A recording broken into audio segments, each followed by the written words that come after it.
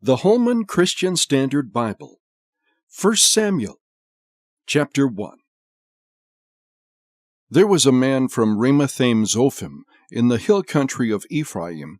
His name was Elkanah, son of Jeroham, son of Elihu, son of Tohu, son of Zoph, an Ephraimite. He had 2 wives, the first named Hannah, and the second Peninnah.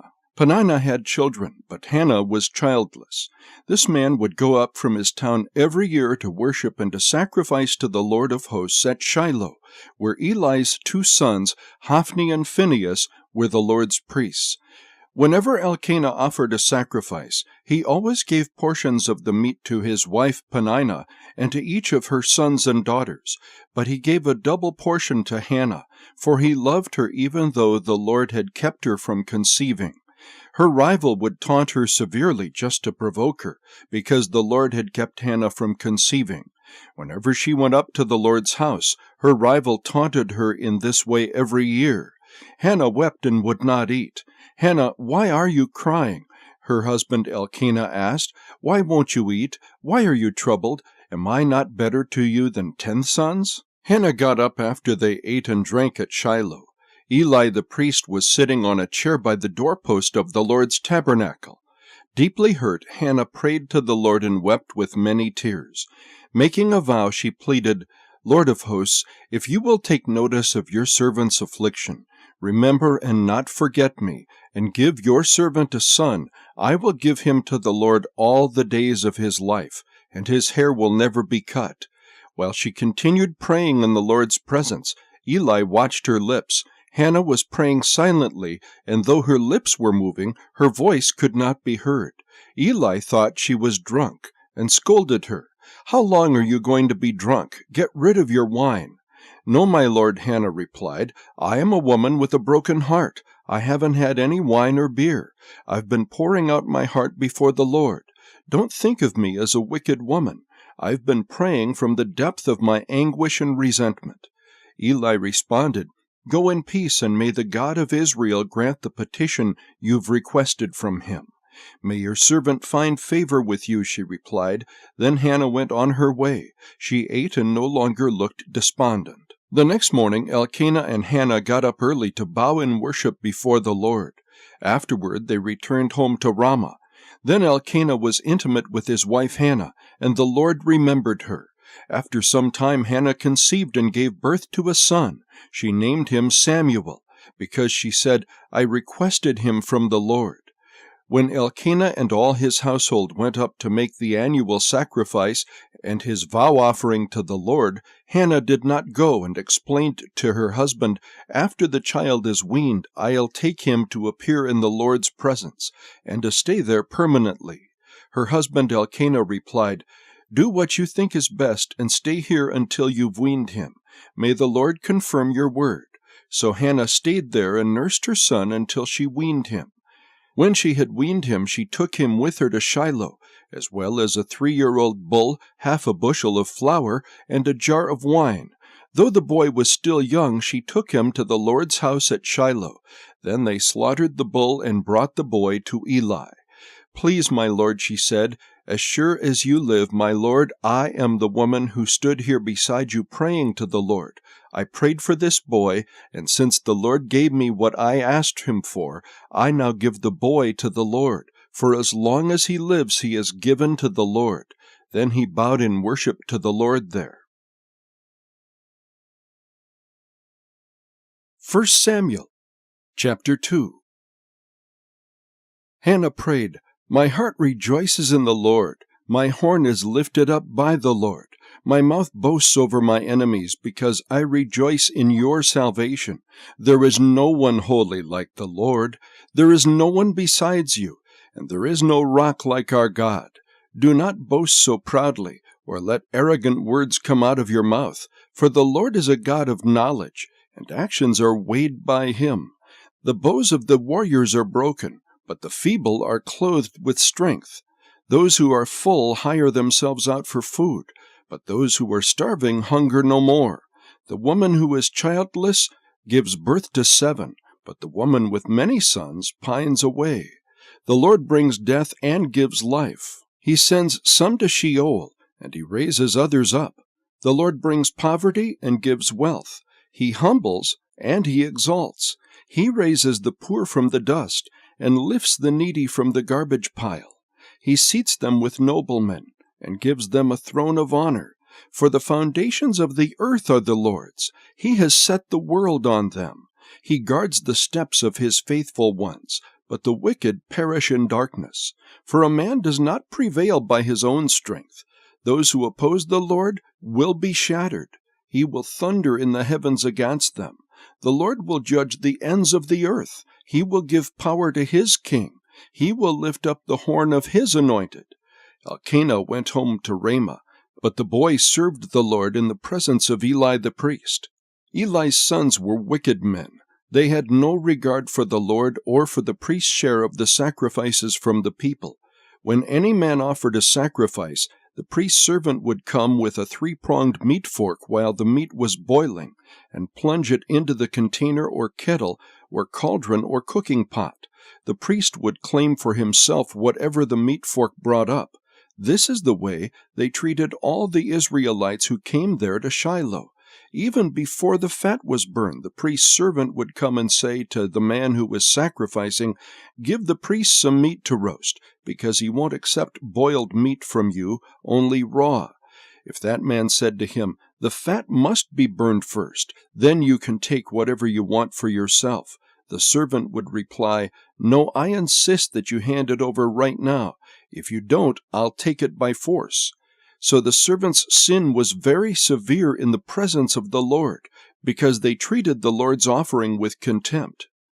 The boy Samuel served in the Lord's presence, and wore a linen ephod.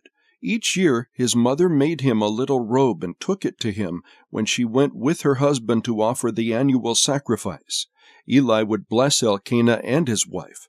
"May the Lord give you children by this woman in place of the one she has given to the Lord." Then they would go home. The Lord paid attention to Hannah's need, and she conceived and gave birth to 3 sons and 2 daughters. Meanwhile, the boy Samuel grew up in the presence of the Lord. Now Eli was very old.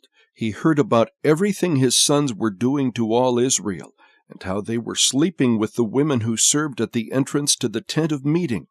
He said to them, "Why are you doing these things? I have heard about your evil actions from all these people. No, my sons, the report I hear from the Lord's people is not good. If a man sins against another man, God can intercede for him. But if a man sins against the Lord, who can intercede for him?" But they would not listen to their father, since the Lord intended to kill them. By contrast, the boy Samuel grew in stature and in favor with the Lord and with men. A man of God came to Eli and said to him, "This is what the Lord says. Didn't I reveal myself to your ancestral house when it was in Egypt and belonged to Pharaoh's palace? Out of all the tribes of Israel, I selected your house to be priests, to offer sacrifices on my altar, to burn incense, and to wear an ephod in my presence. I also gave your house all the Israelite fire offerings. Why then do all of you despise my sacrifices and offerings that I require at the place of worship? You have honored your sons more than me, by making yourselves fat with the best part of all the offerings of my people Israel. Therefore, this is the declaration of the Lord, the God of Israel. Although I said your family and your ancestral house would walk before me forever, the Lord now says, no longer. I will honor those who honor me, but those who despise me will be disgraced. Look, the days are coming when I will cut off your strength and the strength of your ancestral family, so that none in your family will reach old age. You will see distress in the place of worship, in spite of all that is good in Israel, and no one in your family will ever again reach old age. Any man from your family I do not cut off from my altar will bring grief and sadness to you. All your descendants will die violently. This will be the sign that will come to you concerning your 2 sons, Hophni and Phinehas. Both of them will die on the same day. Then I will raise up a faithful priest for myself. He will do whatever is in my heart and mind. I will establish a lasting dynasty for him, and he will walk before my anointed one for all time. Anyone who is left in your family will come and bow down to him for a piece of silver or a loaf of bread. He will say, 'Please appoint me to some priestly office, so I can have a piece of bread to eat.'" 1 Samuel chapter 3. The boy Samuel served the Lord in Eli's presence. In those days the word of the Lord was rare, and prophetic visions were not widespread. One day Eli, whose eyesight was failing, was lying in his room. Before the lamp of God had gone out, Samuel was lying down in the tabernacle of the Lord, where the ark of God was located. Then the Lord called Samuel, and he answered, "Here I am." He ran to Eli and said, "Here I am, you called me." "I didn't call you," Eli replied. "Go back and lie down." So he went and lay down. Once again the Lord called Samuel. Samuel got up, went to Eli, and said, "Here I am, you called me." "I didn't call, my son," he replied. "Go back and lie down." Now Samuel had not yet experienced the Lord, because the word of the Lord had not yet been revealed to him. Once again, for the third time, the Lord called Samuel. He got up, went to Eli, and said, "Here I am, you called me." Then Eli understood that the Lord was calling the boy. He told Samuel, "Go and lie down. If he calls you, say, 'Speak, Lord, for your servant is listening.'" So Samuel went and lay down in his place. The Lord came, stood there, and called as before, "Samuel, Samuel." Samuel responded, "Speak, for your servant is listening." The Lord said to Samuel, "I am about to do something in Israel that everyone who hears about it will shudder. On that day I will carry out against Eli everything said about his family, from beginning to end. I told him that I am going to judge his family forever because of the iniquity he knows about. His sons are defiling the sanctuary, and he has not stopped them. Therefore I have sworn to Eli's family. The iniquity of Eli's family will never be wiped out by either sacrifice or offering." Samuel lay down until the morning. Then he opened the doors of the Lord's house. He was afraid to tell Eli the vision. But Eli called him and said, "Samuel, my son." "Here I am," answered Samuel. "What was the message he gave you?" Eli asked. "Don't hide it from me. May God punish you and do so severely if you hide anything from me that he told you." So Samuel told him everything and did not hide anything from him. Eli responded, "He is the Lord. He will do what he thinks is good." Samuel grew, and the Lord was with him, and he fulfilled everything Samuel prophesied. All Israel from Dan to Beersheba knew that Samuel was a confirmed prophet of the Lord.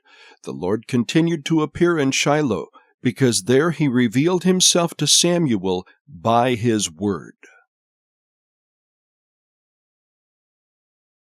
1 Samuel chapter 4. And Samuel's words came to all Israel. Israel went out to meet the Philistines in battle and camped at Ebenezer, while the Philistines camped at Aphek. The Philistines lined up in battle formation against Israel, and as the battle intensified, Israel was defeated by the Philistines, who struck down about 4,000 men on the battlefield. When the troops returned to the camp, the elders of Israel asked, "Why did the Lord let us be defeated today by the Philistines? Let's bring the ark of the Lord's covenant from Shiloh.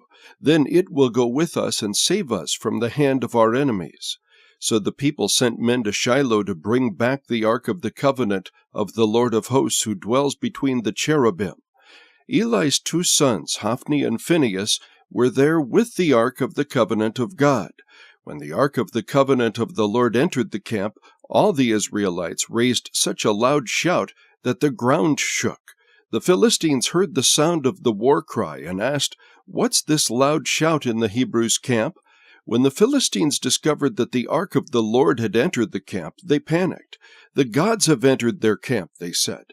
"Woe to us! Nothing like this has happened before. Woe to us! Who will rescue us from the hand of these magnificent gods? These are the gods that slaughtered the Egyptians with all kinds of plagues in the wilderness. Show some courage and be men, Philistines, otherwise you'll serve the Hebrews just as they served you. Now be men and fight." So the Philistines fought, and Israel was defeated, and each man fled to his tent. The slaughter was severe. 30,000 of the Israelite foot soldiers fell. The ark of God was captured, and Eli's 2 sons, Hophni and Phinehas, died. That same day, a Benjamite man ran from the battle and came to Shiloh. His clothes were torn, and there was dirt on his head. When he arrived, there was Eli sitting on his chair beside the road watching, because he was anxious about the ark of God. When the man entered the city to give a report, the entire city cried out. Eli heard the outcry and asked, "Why this commotion?" The man quickly came and reported to Eli. At that time, Eli was 98 years old, and his gaze was fixed because he couldn't see. The man said to Eli, "I'm the one who came from the battle. I fled from there today." "What happened, my son?" Eli asked. The messenger answered, "Israel has fled from the Philistines, and also there was a great slaughter among the people. Your 2 sons, Hophni and Phinehas, are both dead, and the ark of God has been captured." When he mentioned the ark of God, Eli fell backward off the chair by the city gate, and since he was old and heavy, his neck broke and he died. Eli had judged Israel 40 years. Eli's daughter-in-law, the wife of Phinehas, was pregnant and about to give birth. When she heard the news about the capture of God's ark and the deaths of her father-in-law and her husband, she collapsed and gave birth because her labor pains came on her. As she was dying, the women taking care of her said, "Don't be afraid, you've given birth to a son." But she did not respond or pay attention. She named the boy Ichabod, saying, "The glory has departed from Israel," referring to the capture of the ark of God and to the deaths of her father-in-law and her husband. "The glory has departed from Israel," she said, "because the ark of God has been captured." 1 Samuel chapter 5. After the Philistines had captured the ark of God, they took it from Ebenezer to Ashdod, brought it into the temple of Dagon, and placed it next to his statue. When the people of Ashdod got up early the next morning, there was Dagon fallen with his face to the ground before the ark of the Lord. So they took Dagon and returned him to his place. But when they got up early the next morning, there was Dagon fallen with his face to the ground before the ark of the Lord. This time both Dagon's head and the palms of his hands were broken off and lying on the threshold. Only Dagon's torso remained. That is why to this day the priests of Dagon and everyone who enters the temple of Dagon in Ashdod do not step on Dagon's threshold. The Lord's hand was heavy on the people of Ashdod, terrorizing and afflicting the people of Ashdod and its territory with tumors. When the men of Ashdod saw what was happening, they said, "The ark of Israel's God must not stay here with us, because his hand is strongly against us and our god Dagon." So they called all the Philistine rulers together and asked, "What should we do with the ark of Israel's God?" "The ark of Israel's God should be moved to Gath," they replied. So the men of Ashdod moved the ark. After they had moved it, the Lord's hand was against the city of Gath, causing a great panic. He afflicted the men of the city, from the youngest to the oldest, with an outbreak of tumors. The Gittites then sent the ark of God to Ekron. But when it got there, the Ekronites cried out, "They moved the ark of Israel's God to us to kill us and our people." The Ekronites called all the Philistine rulers together. They said, "Send the ark of Israel's God away. It must return to its place so it won't kill us and our people." For the fear of death pervaded the city. God's hand was oppressing them. The men who did not die were afflicted with tumors, and the outcry of the city went up to heaven. 1 Samuel chapter 6. When the ark of the Lord had been in the land of the Philistines for 7 months, the Philistines summoned the priests and the diviners and pleaded, "What should we do with the ark of the Lord? Tell us how we can send it back to its place." They replied, "If you send the ark of Israel's God away, you must not send it without an offering. You must send back a restitution offering to him, and you will be healed. Then the reason his hand hasn't been removed from you will be revealed." They asked, "What restitution offering should we send back to him?" And they answered, 5 gold tumors and 5 gold mice, corresponding to the number of Philistine rulers, since there was one plague for both you and your rulers. Make images of your tumors and of your mice that are destroying the land. Give glory to Israel's God, and perhaps he will stop oppressing you, your gods, and your land. Why harden your hearts as the Egyptians and Pharaoh hardened theirs? When he afflicted them, didn't they send Israel away, and Israel left? Now then, prepare 1 new cart and 2 milk cows that have never been yoked. Hitch the cows to the cart, but take their calves away and pen them up. Take the ark of the Lord, place it on the cart, and put the gold objects that you're sending him as a restitution offering in a box beside the ark. Send it off and let it go its way. Then watch. If it goes up the road to its homeland toward Beth-Shemesh, it is the Lord who has made this terrible trouble for us. However, if it doesn't, we will know that it was not his hand that punished us. It was just something that happened to us by chance." The men did this. They took 2 milk cows, hitched them to the cart, and confined their calves in the pen. Then they put the ark of the Lord on the cart, along with the box containing the gold mice and the images of their tumors. The cows went straight up the road to Beth-Shemesh. They stayed on that one highway. Lowing as they went, they never strayed to the right or to the left. The Philistine rulers were walking behind them to the territory of Beth-Shemesh. The people of Beth-Shemesh were harvesting wheat in the valley, and when they looked up and saw, they were overjoyed to see it. The cart came to the field of Joshua of Beth-Shemesh and stopped there near a large rock. The people of the city chopped up the cart and offered the cows as a burnt offering to the Lord. The Levites removed the ark of the Lord, along with the box containing the gold objects, and placed them on the large rock. That day the men of Beth-Shemesh offered burnt offerings and made sacrifices to the Lord. When the 5 Philistine rulers observed this, they returned to Ekron that same day. As a restitution offering to the Lord, the Philistines had sent back 1 gold tumor for each city: Ashdod, Gaza, Ashkelon, Gath, and Ekron. The number of gold mice also corresponded to the number of Philistine cities of the 5 rulers, the fortified cities, and the outlying villages. The large rock on which the ark of the Lord was placed is in the field of Joshua of Beth-Shemesh to this day. God struck down the men of Beth-Shemesh because they looked inside the ark of the Lord. He struck down 70 men out of 50,000 men. The people mourned because the Lord struck them with a great slaughter. The men of Beth-Shemesh asked, "Who is able to stand in the presence of this holy Lord God? Who should the ark go to from here?" They sent messengers to the residents of Kiriath-Jearim, saying, "The Philistines have returned the ark of the Lord. Come down and get it." 1 Samuel chapter 7. So the men of Kiriath-Jearim came for the ark of the Lord, and took it to Abinadab's house on the hill. They consecrated his son Eleazar to take care of it. Time went by until 20 years had passed since the ark had been taken to Kiriath-Jearim.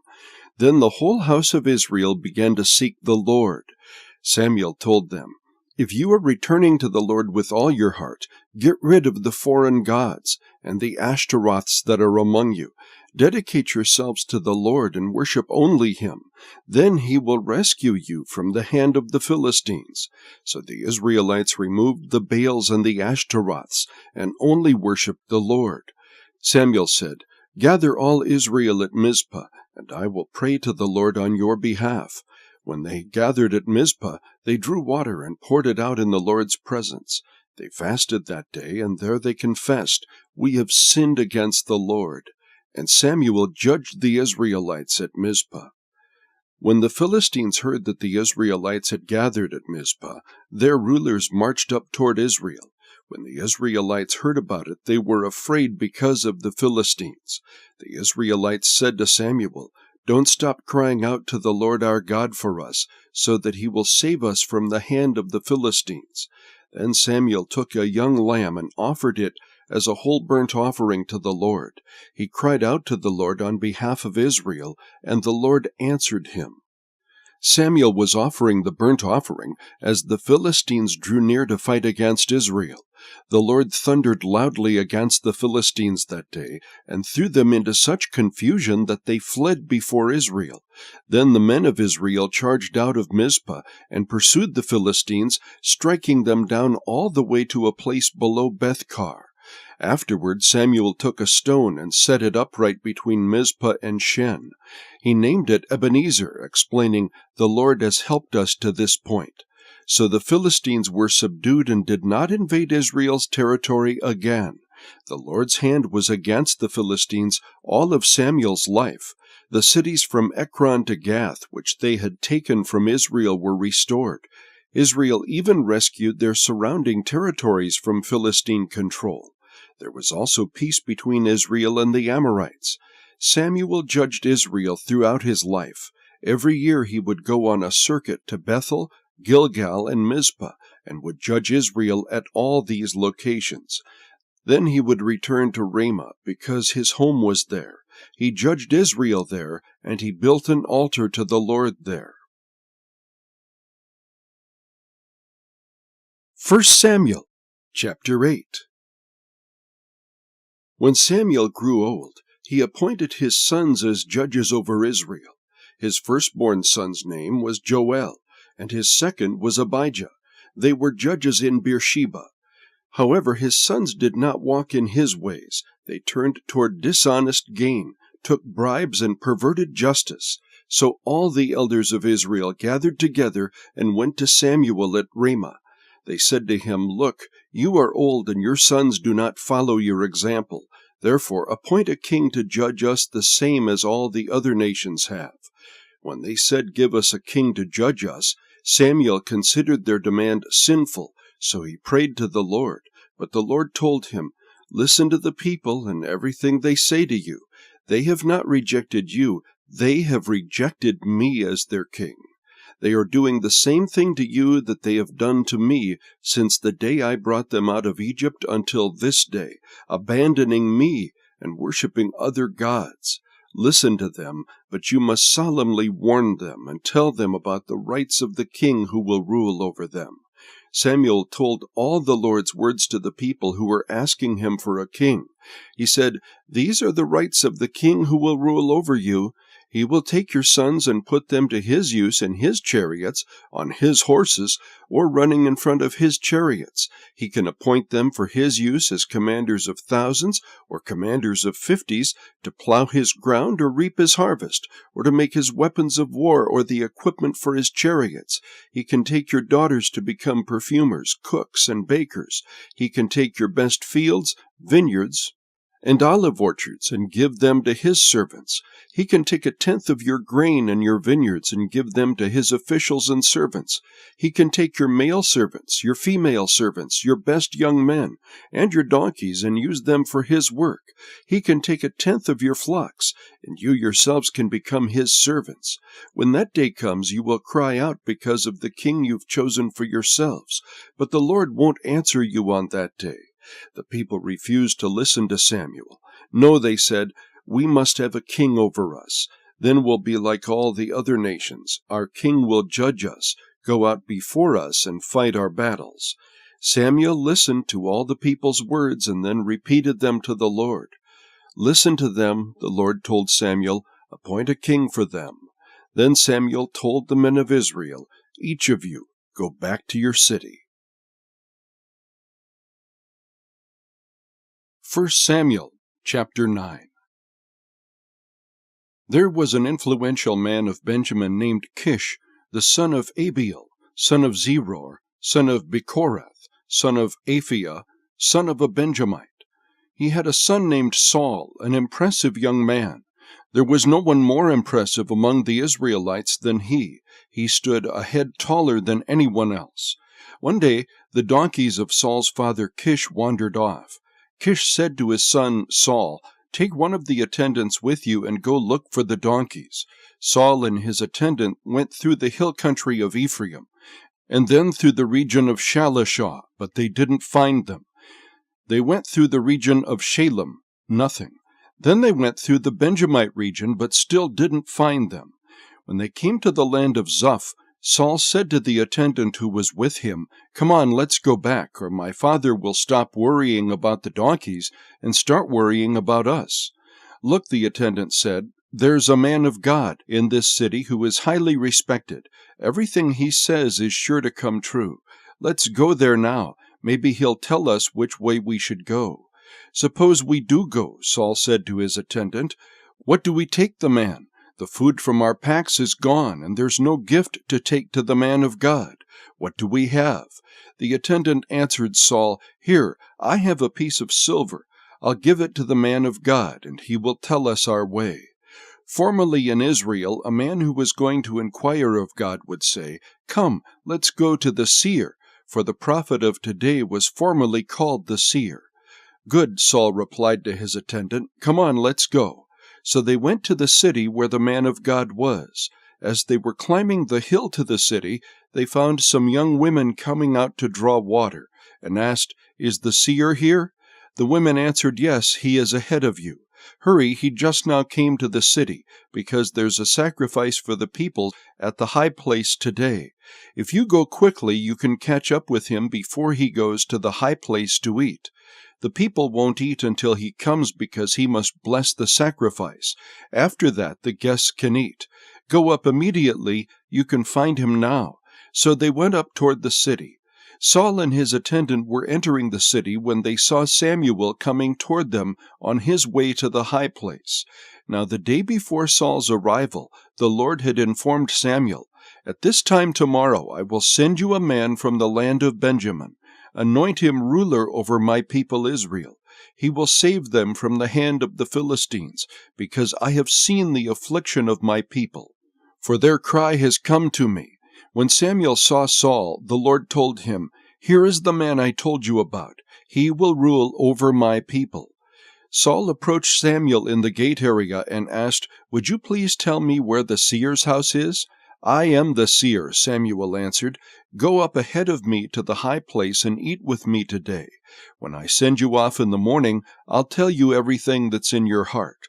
As for the donkeys that wandered away from you 3 days ago, don't worry about them because they've been found. And who does all Israel desire but you and all your father's family?" Saul responded, "Am I not a Benjamite from the smallest of Israel's tribes? And isn't my clan the least important of all the clans of the Benjamite tribe? So why have you said something like this to me?" Samuel took Saul and his attendant, brought them to the banquet hall, and gave them a place at the head of the 30 or so men who had been invited. Then Samuel said to the cook, "Get the portion of meat that I gave you and told you to set aside." The cook picked up the thigh and what was attached to it and set it before Saul. Then Samuel said, "Notice that the reserved piece is set before you. Eat it because it was saved for you for this solemn event at the time I said, 'I've invited the people.'" So Saul ate with Samuel that day. Afterward they went down from the high place to the city, and Samuel spoke with Saul on the roof. They got up early, and just before dawn, Samuel called to Saul on the roof, "Get up, and I'll send you on your way." Saul got up, and both he and Samuel went outside. As they were going down to the edge of the city, Samuel said to Saul, "Tell the attendant to go on ahead of us, but you stay for a while, and I'll reveal the word of God to you." So the attendant went on. 1 Samuel chapter 10. Samuel took the flask of oil, poured it out on Saul's head, kissed him, and said, "Hasn't the Lord anointed you ruler over his inheritance? Today when you leave me, you'll find 2 men at Rachel's grave at Zelzah, in the land of Benjamin. They will say to you, 'The donkeys you went looking for have been found, and now your father has stopped being concerned about the donkeys and is worried about you, asking, "What should I do about my son?" You will proceed from there until you come to the oak of Tabor. 3 men going up to God at Bethel will meet you there, one bringing 3 goats, one bringing 3 loaves of bread, and one bringing a skin of wine. They will ask you how you are and give you 2 loaves of bread, which you will accept from them. After that, you will come to the hill of God, where there are Philistine garrisons. When you arrive at the city, you will meet a group of prophets coming down from the high place prophesying. They will be preceded by harps, tambourines, flutes, and lyres. The Spirit of the Lord will control you. You will prophesy with them, and you will be transformed into a different person. When these signs have happened to you, do whatever your circumstances require, because God is with you. Afterward, go ahead of me to Gilgal. I will come to you to offer burnt offerings and to sacrifice fellowship offerings. Wait 7 days until I come to you and show you what to do." When Saul turned around to leave Samuel, God changed his heart, and all the signs came about that day. When Saul and his attendant arrived at Gibeah, a group of prophets met him. Then the Spirit of God took control of him, and he prophesied along with them. Everyone who knew him previously and saw him prophesy with the prophets asked each other, "What has happened to the son of Kish? Is Saul also among the prophets?" Then a man who was from there asked, "And who is their father?" As a result, "Is Saul also among the prophets?" became a popular saying. Then Saul finished prophesying and went to the high place. Saul's uncle asked him and his attendant, "Where did you go?" "To look for the donkeys," Saul answered. "When we saw they weren't there, we went to Samuel." "Tell me," Saul's uncle asked, "what did Samuel say to you?" Saul told him, "He assured us the donkeys had been found." However, Saul did not tell him what Samuel had said about the matter of kingship. Samuel summoned the people to the Lord at Mizpah and said to the Israelites, "This is what the Lord, the God of Israel, says. I brought Israel out of Egypt, and I rescued you from the power of the Egyptians and all the kingdoms that were oppressing you. But today you have rejected your God, who saves you from all your troubles and afflictions. You said to him, 'You must set a king over us.' Now therefore present yourselves before the Lord by your tribes and clans." Samuel had all the tribes of Israel come forward, and the tribe of Benjamin was selected. Then he had the tribe of Benjamin come forward by its clans, and the Nazirite clan was selected. Finally, Saul, son of Kish, was selected, but when they searched for him, they could not find him. They again inquired of the Lord, "Has the man come here yet?" The Lord replied, "There he is, hidden among the supplies." They ran and got him from there. When he stood among the people, he stood a head taller than anyone else. Samuel said to all the people, "Do you see the one the Lord has chosen? There was no one like him among the entire population." And all the people shouted, "Long live the king!" Samuel proclaimed to the people the rights of kingship. He wrote them on a scroll, which he placed in the presence of the Lord. Then Samuel sent all the people away, each to his home. Saul also went to his home in Gibeah, and brave men whose hearts God had touched went with him. But some wicked men said, "How can this guy save us?" They despised him and did not bring him a gift, but Saul said nothing. 1 Samuel chapter 11. Nahash the Ammonite came up and laid siege to Jabesh-Gilead. All the men of Jabesh said to him, "Make a treaty with us, and we will serve you." Nahash the Ammonite replied, "I'll make one with you on this condition, that I gouge out everyone's right eye and humiliate all Israel." "Don't do anything to us for 7 days," the elders of Jabesh said to him, "and let us send messengers throughout the territory of Israel. If no one saves us, we will surrender to you." When the messengers came to Gibeah, Saul's hometown, and told the terms to the people, all wept aloud. Just then Saul was coming in from the field behind his oxen. "What's the matter with the people? Why are they weeping?" Saul inquired, and they repeated to him the words of the men from Jabesh. When Saul heard these words, the Spirit of God suddenly took control of him, and his anger burned furiously. He took a team of oxen, cut them in pieces, and sent them throughout the land of Israel by messengers who said, "This is what will be done to the ox of anyone who doesn't march behind Saul and Samuel."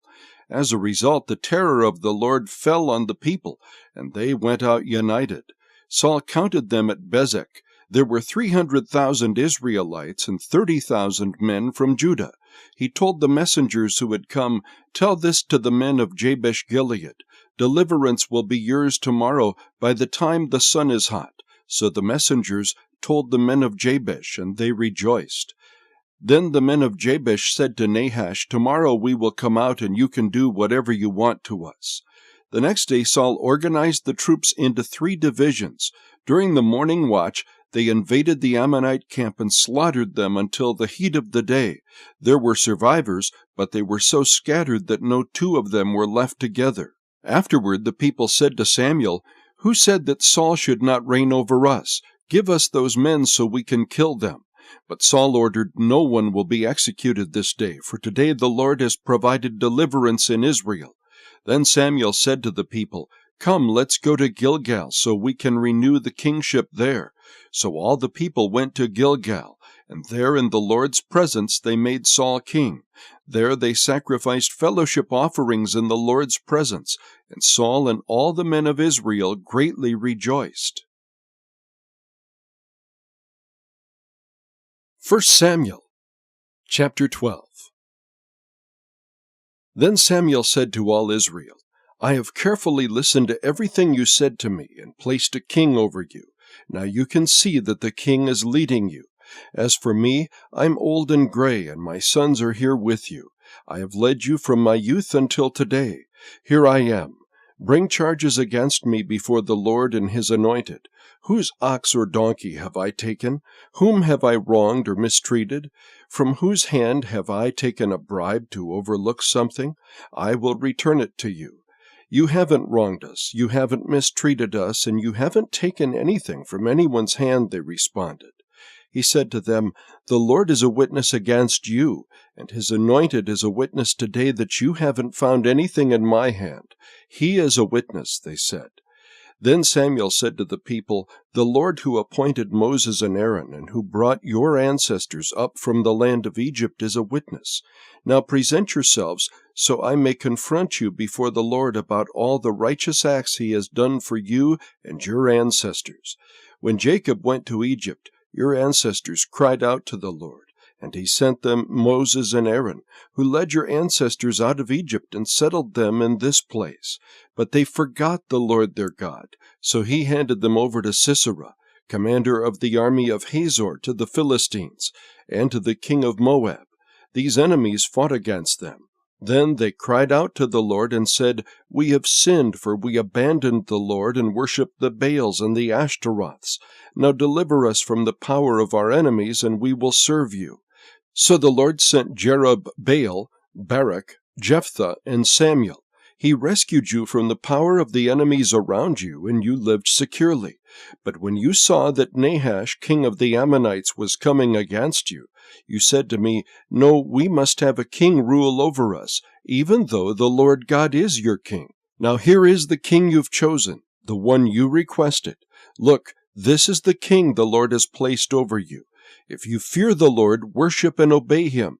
And if you don't rebel against the Lord's command, then both you and the king who rules over you will follow the Lord your God.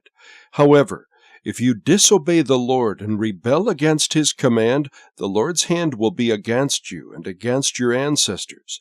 Now therefore, present yourselves and see this great thing that the Lord will do before your eyes. Isn't the wheat harvest today? I will call on the Lord, and he will send thunder and rain, so that you will know and see what a great evil you committed in the Lord's sight by requesting a king for yourselves." Samuel called on the Lord, and on that day the Lord sent thunder and rain. As a result, all the people greatly feared the Lord and Samuel. They pleaded with Samuel, "Pray to the Lord your God for your servants, so we won't die. For we have added to all our sins the evil of requesting a king for ourselves." Samuel replied, "Don't be afraid. Even though you have committed all this evil, don't turn away from following the Lord. Instead, worship the Lord with all your heart. Don't turn away to follow worthless things that can't profit or deliver you.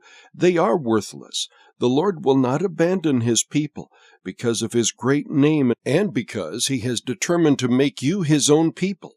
As for me, I vow that I will not sin against the Lord by ceasing to pray for you. I will teach you the good and right way. Above all, fear the Lord and worship him faithfully with all your heart. Consider the great things he has done for you. However, if you continue to do what is evil, both you and your king will be swept away. 1 Samuel chapter 13. Saul was 30 years old when he became king, and he reigned 42 years over Israel. He chose 3,000 men from Israel for himself. 2,000 were with Saul at Michmash, in Bethel's hill country, and 1,000 were with Jonathan in Gibeah of Benjamin. He sent the rest of the troops away, each to his own tent. Jonathan attacked the Philistine garrison that was in Geba, and the Philistines heard about it. So Saul blew the ram's horn throughout the land, saying, "Let the Hebrews hear." And all Israel heard the news, "Saul has attacked the Philistine garrison, and Israel is now repulsive to the Philistines." Then the troops were summoned to join Saul at Gilgal. The Philistines also gathered to fight against Israel, 3,000 chariots, 6,000 horsemen, and troops as numerous as the sand on the seashore. They went up and camped at Michmash, east of Bethaven. The men of Israel saw that they were in trouble because the troops were in a difficult situation. They hid in caves, thickets, among rocks, and in holes and cisterns. Some Hebrews even crossed the Jordan to the land of Gad and Gilead. Saul, however, was still at Gilgal, and all his troops were gripped with fear. He waited 7 days for the appointed time that Samuel had set, but Samuel didn't come to Gilgal, and the troops were deserting him. So Saul said, "Bring me the burnt offering and the fellowship offerings." Then he offered the burnt offering. Just as he finished offering the burnt offering, Samuel arrived. So Saul went out to greet him, and Samuel asked, "What have you done?" Saul answered, "When I saw that the troops were deserting me and you didn't come within the appointed days, and the Philistines were gathering at Michmash, I thought, the Philistines will now descend on me at Gilgal, and I haven't sought the Lord's favor. So I forced myself to offer the burnt offering." Samuel said to Saul, "You have been foolish. You have not kept the command which the Lord your God gave you. It was at this time that the Lord would have permanently established your reign over Israel, but now your reign will not endure. The Lord has found a man loyal to him, and the Lord has appointed him as ruler over his people, because you have not done what the Lord commanded." Then Samuel went from Gilgal to Gibeah in Benjamin. Saul registered the troops who were with him, about 600 men.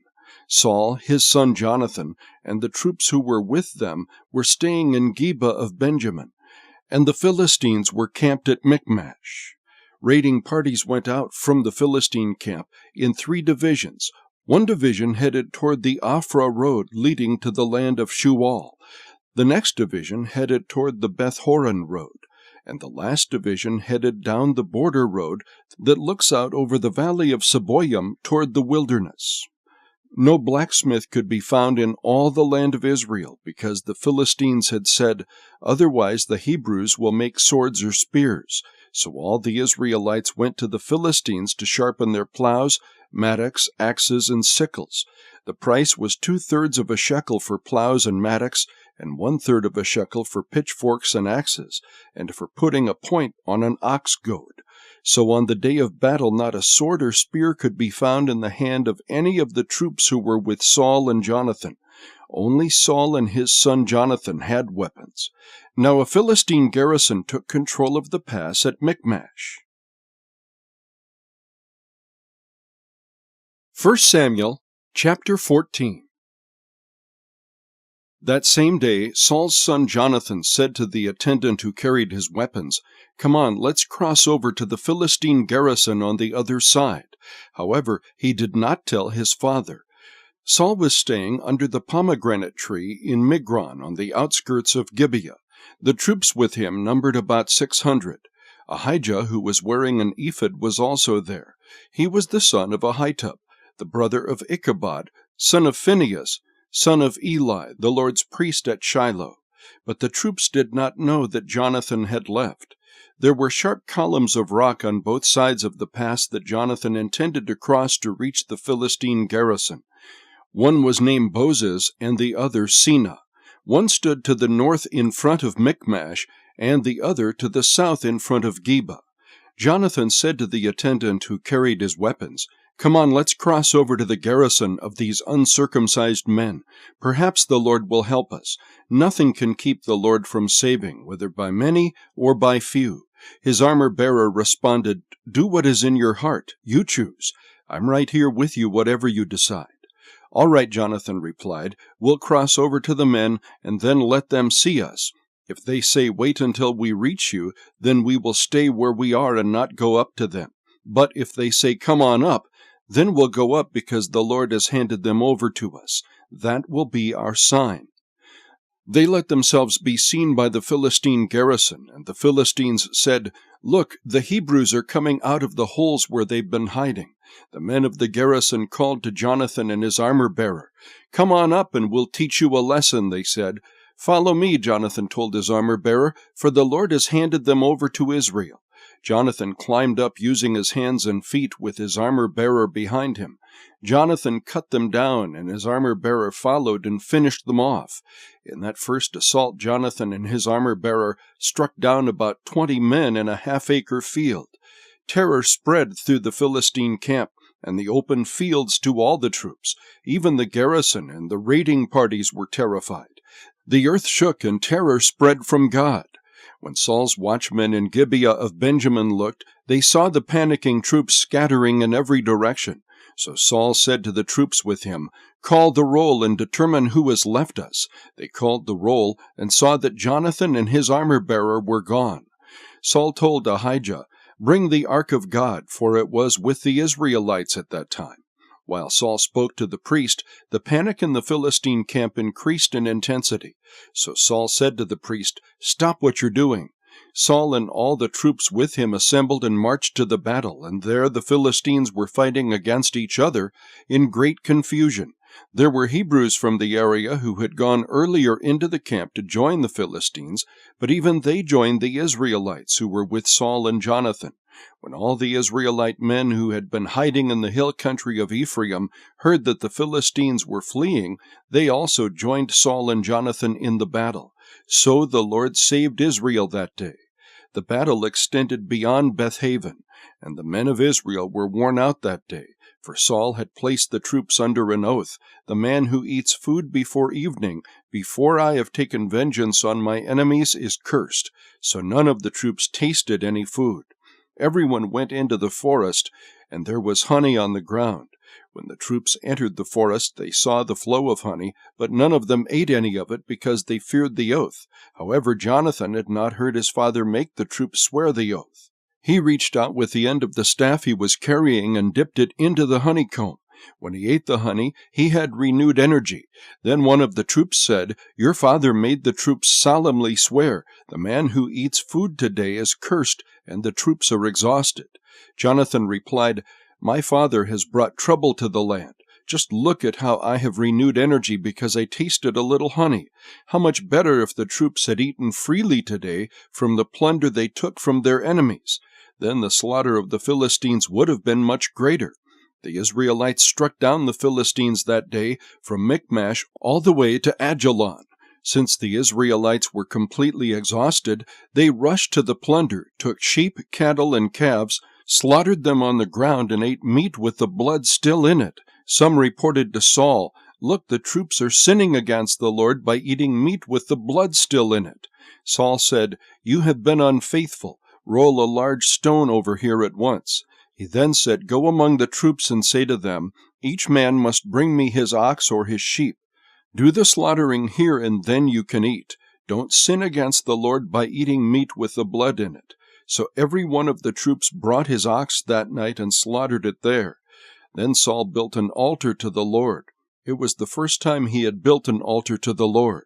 Saul said, "Let's go down after the Philistines tonight and plunder them until morning. Don't let even one remain." "Do whatever you want," the troops replied, but the priest said, "We must consult God here." So Saul inquired of God, "Should I go after the Philistines? Will you hand them over to Israel?" But God did not answer him that day. Saul said, "All you leaders of the troops, come here. Let us investigate how this sin has occurred today.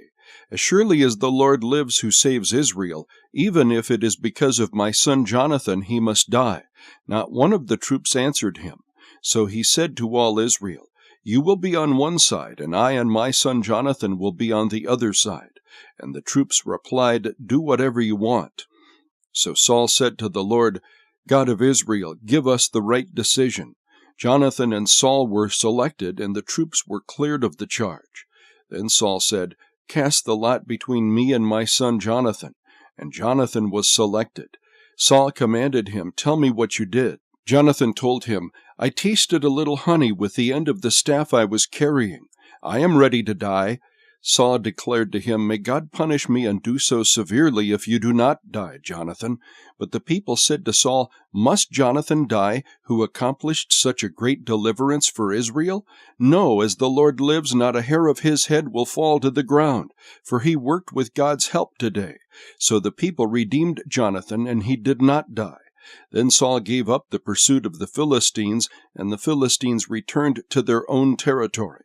When Saul assumed the kingship over Israel, he fought against all his enemies in every direction, against Moab, the Ammonites, Edom, the kings of Zobah, and the Philistines. Wherever he turned, he caused havoc. He fought bravely, defeated the Amalekites, and delivered Israel from the hand of those who plundered them. Saul's sons were Jonathan, Ishvi, and Malchi-Shua. The names of his 2 daughters were Merab, his firstborn, and Michal the younger. The name of Saul's wife was Ahinoam, daughter of Ahimaaz. The name of the commander of his army was Abner, son of Saul's uncle Ner. Saul's father was Kish. Abner's father was Ner, son of Abiel. The conflict with the Philistines was fierce all of Saul's days, so whenever Saul noticed any strong or brave man, he enlisted him. 1 Samuel chapter 15. Samuel told Saul, "The Lord sent me to anoint you as king over his people, Israel. Now listen to the words of the Lord. This is what the Lord of hosts says. I witnessed what the Amalekites did to the Israelites when they opposed them along the way as they were coming out of Egypt. Now go and attack the Amalekites and completely destroy everything they have. Do not spare them. Kill men and women, children and infants, oxen and sheep, camels and donkeys." Then Saul summoned the troops and counted them at Telaim, 200,000 foot soldiers and 10,000 men from Judah. Saul came to the city of Amalek and set up an ambush in the wadi. He warned the Kenites, "Since you showed kindness to all the Israelites when they came out of Egypt, go on and leave. Get away from the Amalekites, or I'll sweep you away with them." So the Kenites withdrew from the Amalekites. Then Saul struck down the Amalekites from Havilah, all the way to Shur, which is next to Egypt. He captured Agag, king of Amalek, alive, but he completely destroyed all the rest of the people with the sword. Saul and the troops spared Agag, and the best of the sheep, cattle, and choice animals, as well as the young rams and the best of everything else. They were not willing to destroy them, but they did destroy all the worthless and unwanted things. Then the word of the Lord came to Samuel. "I regret that I made Saul king, for he has turned away from following me, and has not carried out my instructions." So Samuel became angry and cried out to the Lord all night. Early in the morning Samuel got up to confront Saul, but it was reported to Samuel, Saul went to Carmel, where he set up a monument for himself. Then he turned around and went down to Gilgal. When Samuel came to him, Saul said, "May the Lord bless you. I have carried out the Lord's instructions." Samuel replied, "Then what is this sound of sheep and cattle I hear?" Saul answered, "The troops brought them from the Amalekites and spared the best sheep and cattle in order to offer a sacrifice to the Lord your God, but the rest we destroyed." "Stop!" exclaimed Samuel. "Let me tell you what the Lord said to me last night." "Tell me," he replied. Samuel continued, "Although you once considered yourself unimportant, have you not become the leader of the tribes of Israel? The Lord anointed you king over Israel. and then set you on a mission and said, go and completely destroy the sinful Amalekites. Fight against them until you have annihilated them. So why didn't you obey the Lord? Why did you rush on the plunder and do what was evil in the Lord's sight?" "But I did obey the Lord," Saul answered. "I went on the mission the Lord gave me. I brought back Agag, king of Amalek, and I completely destroyed the Amalekites. The troops took sheep and cattle from the plunder, the best of what was set apart for destruction, to sacrifice to the Lord your God at Gilgal." Then Samuel said, "Does the Lord take pleasure in burnt offerings and sacrifices as much as in obeying the Lord? Look, to obey is better than sacrifice. To pay attention is better than the fat of rams. For rebellion is like the sin of divination, and defiance is like wickedness and idolatry, because you have rejected the word of the Lord. He has rejected you as king." Saul answered Samuel, "I have sinned. I have transgressed the Lord's command in your words. Because I was afraid of the people, I obeyed them. Now therefore, please forgive my sin and return with me, so I can worship the Lord." Samuel replied to Saul, "I will not return with you, because you rejected the word of the Lord. The Lord has rejected you from being king over Israel." When Samuel turned to go, Saul grabbed the hem of his robe, and it tore. Samuel said to him, "The Lord has torn the kingship of Israel away from you today, and has given it to your neighbor who is better than you. Furthermore, the Eternal One of Israel does not lie or change his mind, for he is not man who changes his mind."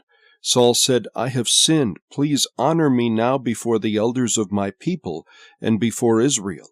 Come back with me so I can bow in worship to the Lord your God."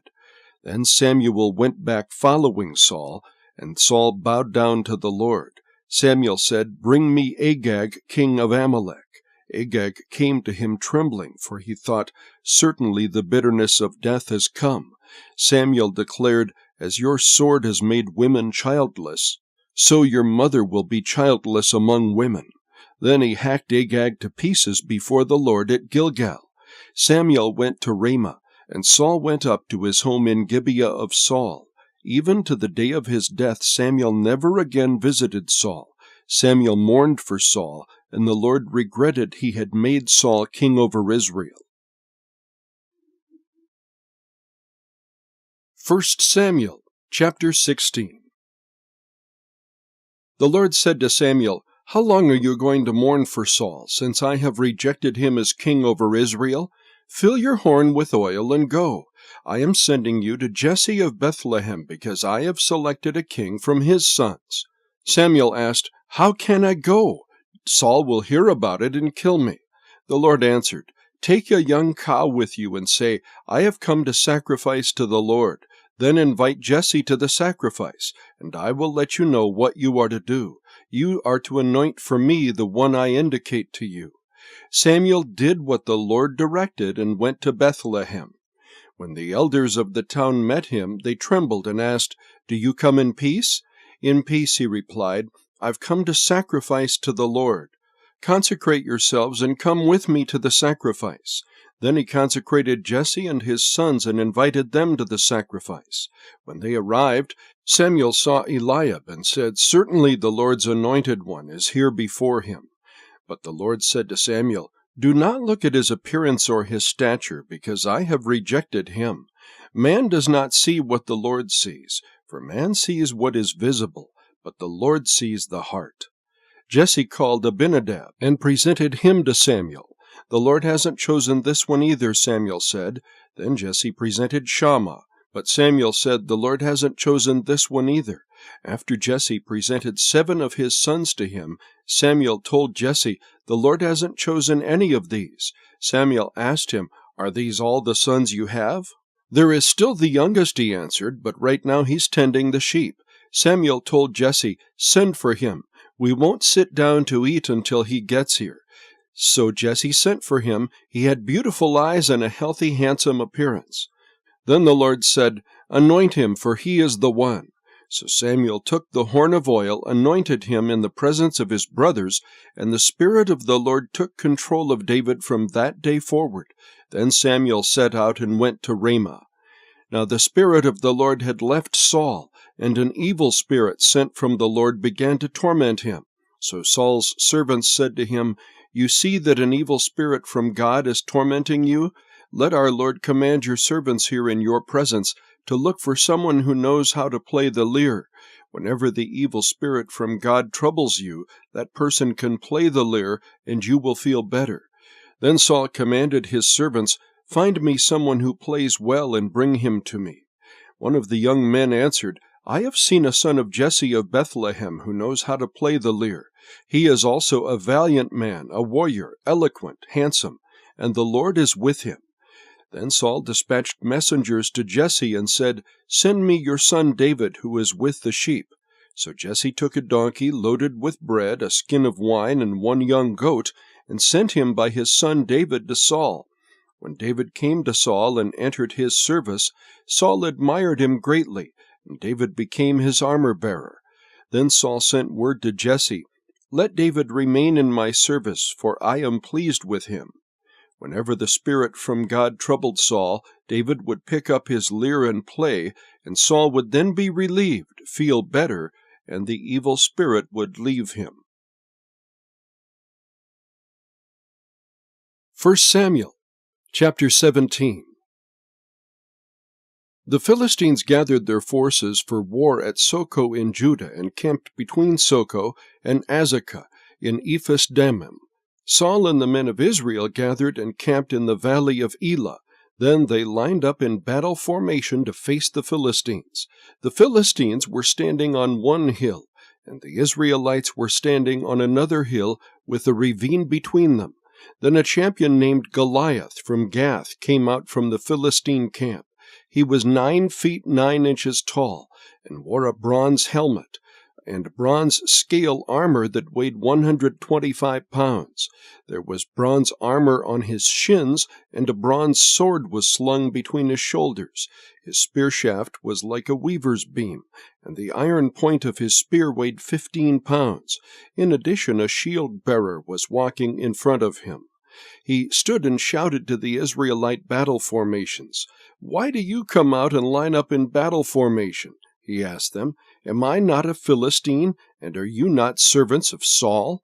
Choose one of your men and have him come down against me. If he wins in a fight against me and kills me, we will be your servants. But if I win against him and kill him, then you will be our servants and serve us." Then the Philistines said, "I defy the ranks of Israel today. Send me a man so we can fight each other." When Saul and all Israel heard these words from the Philistine, they lost their courage and were terrified. Now David was the son of the Ephrathite from Bethlehem of Judah named Jesse. Jesse had 8 sons, and during Saul's reign was already an old man. Jesse's 3 oldest sons had followed Saul to the war, and their names were Eliab the firstborn, Abinadab the next, and Shammah the third, and David was the youngest. The 3 oldest had followed Saul, but David kept going back and forth from Saul to tend his father's flock in Bethlehem. Every morning and evening for 40 days the Philistine came forward and took his stand. One day Jesse had told his son David, "Take this half-bushel of roasted grain along with these 10 loaves of bread for your brothers, and hurry to their camp. Also take these 10 portions of cheese to the field commander. Check on the welfare of your brothers, and bring a confirmation from them. They are with Saul and all the men of Israel in the valley of Elah, fighting with the Philistines." So David got up early in the morning, left the flock with someone to keep it, loaded up and set out as Jesse had instructed him. He arrived at the perimeter of the camp as the army was marching out to its battle formation, shouting their battle cry. Israel and the Philistines lined up in battle formation facing each other. David left his supplies in the care of the quartermaster and ran to the battle line. When he arrived, he asked his brothers how they were. While he was speaking with them, suddenly the champion named Goliath, the Philistine from Gath, came forward from the Philistine battle line and shouted his usual words, which David heard. When all the Israelite men saw Goliath, they retreated from him terrified. Previously, an Israelite man had declared, "Do you see this man who keeps coming out? He comes out to defy Israel. The king will make the man who kills him very rich and will give him his daughter. The king will also make the household of that man's father exempt from paying taxes in Israel." David spoke to the men who were standing with him. "What will be done for the man who kills that Philistine and removes this disgrace from Israel? Just who is this uncircumcised Philistine that he should defy the armies of the living God?" The people told him about the offer, concluding, "This is what will be done for the man who kills him." David's oldest brother, Eliab, listened as he spoke to the men and became angry with him. "Why did you come down here?" he asked. "Who did you leave those few sheep with in the wilderness? I know your arrogance and your evil heart. You came down to see the battle." "What have I done now?" protested David. "It was just a question." Then he turned from those beside him to others in front of him and asked about the offer. The people gave him the same answer as before. What David said was overheard and reported to Saul, so he had David brought to him. David said to Saul, "Don't let anyone be discouraged by him. Your servant will go and fight this Philistine." But Saul replied, "You can't go fight this Philistine. You're just a youth, and he's been a warrior since he was young." David answered Saul, "Your servant has been tending his father's sheep. Whenever a lion or a bear came and carried off a lamb from the flock, I went after it, struck it down, and rescued the lamb from its mouth. If it reared up against me, I would grab it by its fur, strike it down, and kill it. Your servant has killed lions and bears. This uncircumcised Philistine will be like one of them, for he has defied the armies of the living God." Then David said, "The Lord who rescued me from the paw of the lion and the paw of the bear will rescue me from the hand of this Philistine." Saul said to David, "Go, and may the Lord be with you." Then Saul had his own military clothes put on David. He had a bronze helmet on David's head and had him put on armor. David strapped his sword on over the military clothes and tried to walk, but he was not used to them. "I can't walk in these," David said to Saul. "I'm not used to them." So David took them off. Instead, he took his staff in his hand and chose 5 smooth stones from the wadi and put them in the pouch in his shepherd's bag. Then, with his sling in his hand, he approached the Philistine. The Philistine came closer and closer to David, with the shield-bearer in front of him. When the Philistine looked and saw David, he despised him because he was just a youth, healthy and handsome. He said to David, "Am I a dog that you come against me with sticks?" Then he cursed David by his gods. "Come here," the Philistine called to David, "and I'll give your flesh to the birds of the sky and the wild beasts." David said to the Philistine, "You come against me with a dagger, spear, and sword, but I come against you in the name of Yahweh of hosts, the God of Israel's armies. You have defied him. Today the Lord will hand you over to me. Today I'll strike you down, cut your head off, and give the corpses of the Philistine camp to the birds of the sky and the creatures of the earth. Then all the world will know that Israel has a God, and this whole assembly will know that it is not by sword or by spear that the Lord saves, for the battle is the Lord's. He will hand you over to us." When the Philistine started forward to attack him, David ran quickly to the battle line to meet the Philistine. David put his hand in the bag, took out a stone, slung it, and hit the Philistine on his forehead. The stone sank into his forehead, and he fell on his face to the ground. David defeated the Philistine with a sling and a stone. Even though David had no sword, he struck down the Philistine and killed him. David ran and stood over him. He grabbed the Philistine's sword, pulled it from its sheath, and used it to kill him. Then he cut off his head. When the Philistines saw that their hero was dead, they ran. The men of Israel and Judah rallied, shouting their battle cry, and chased the Philistines to the entrance of the valley and to the gates of Ekron. Philistine bodies were strewn all along the Shearim road to Gath and Ekron.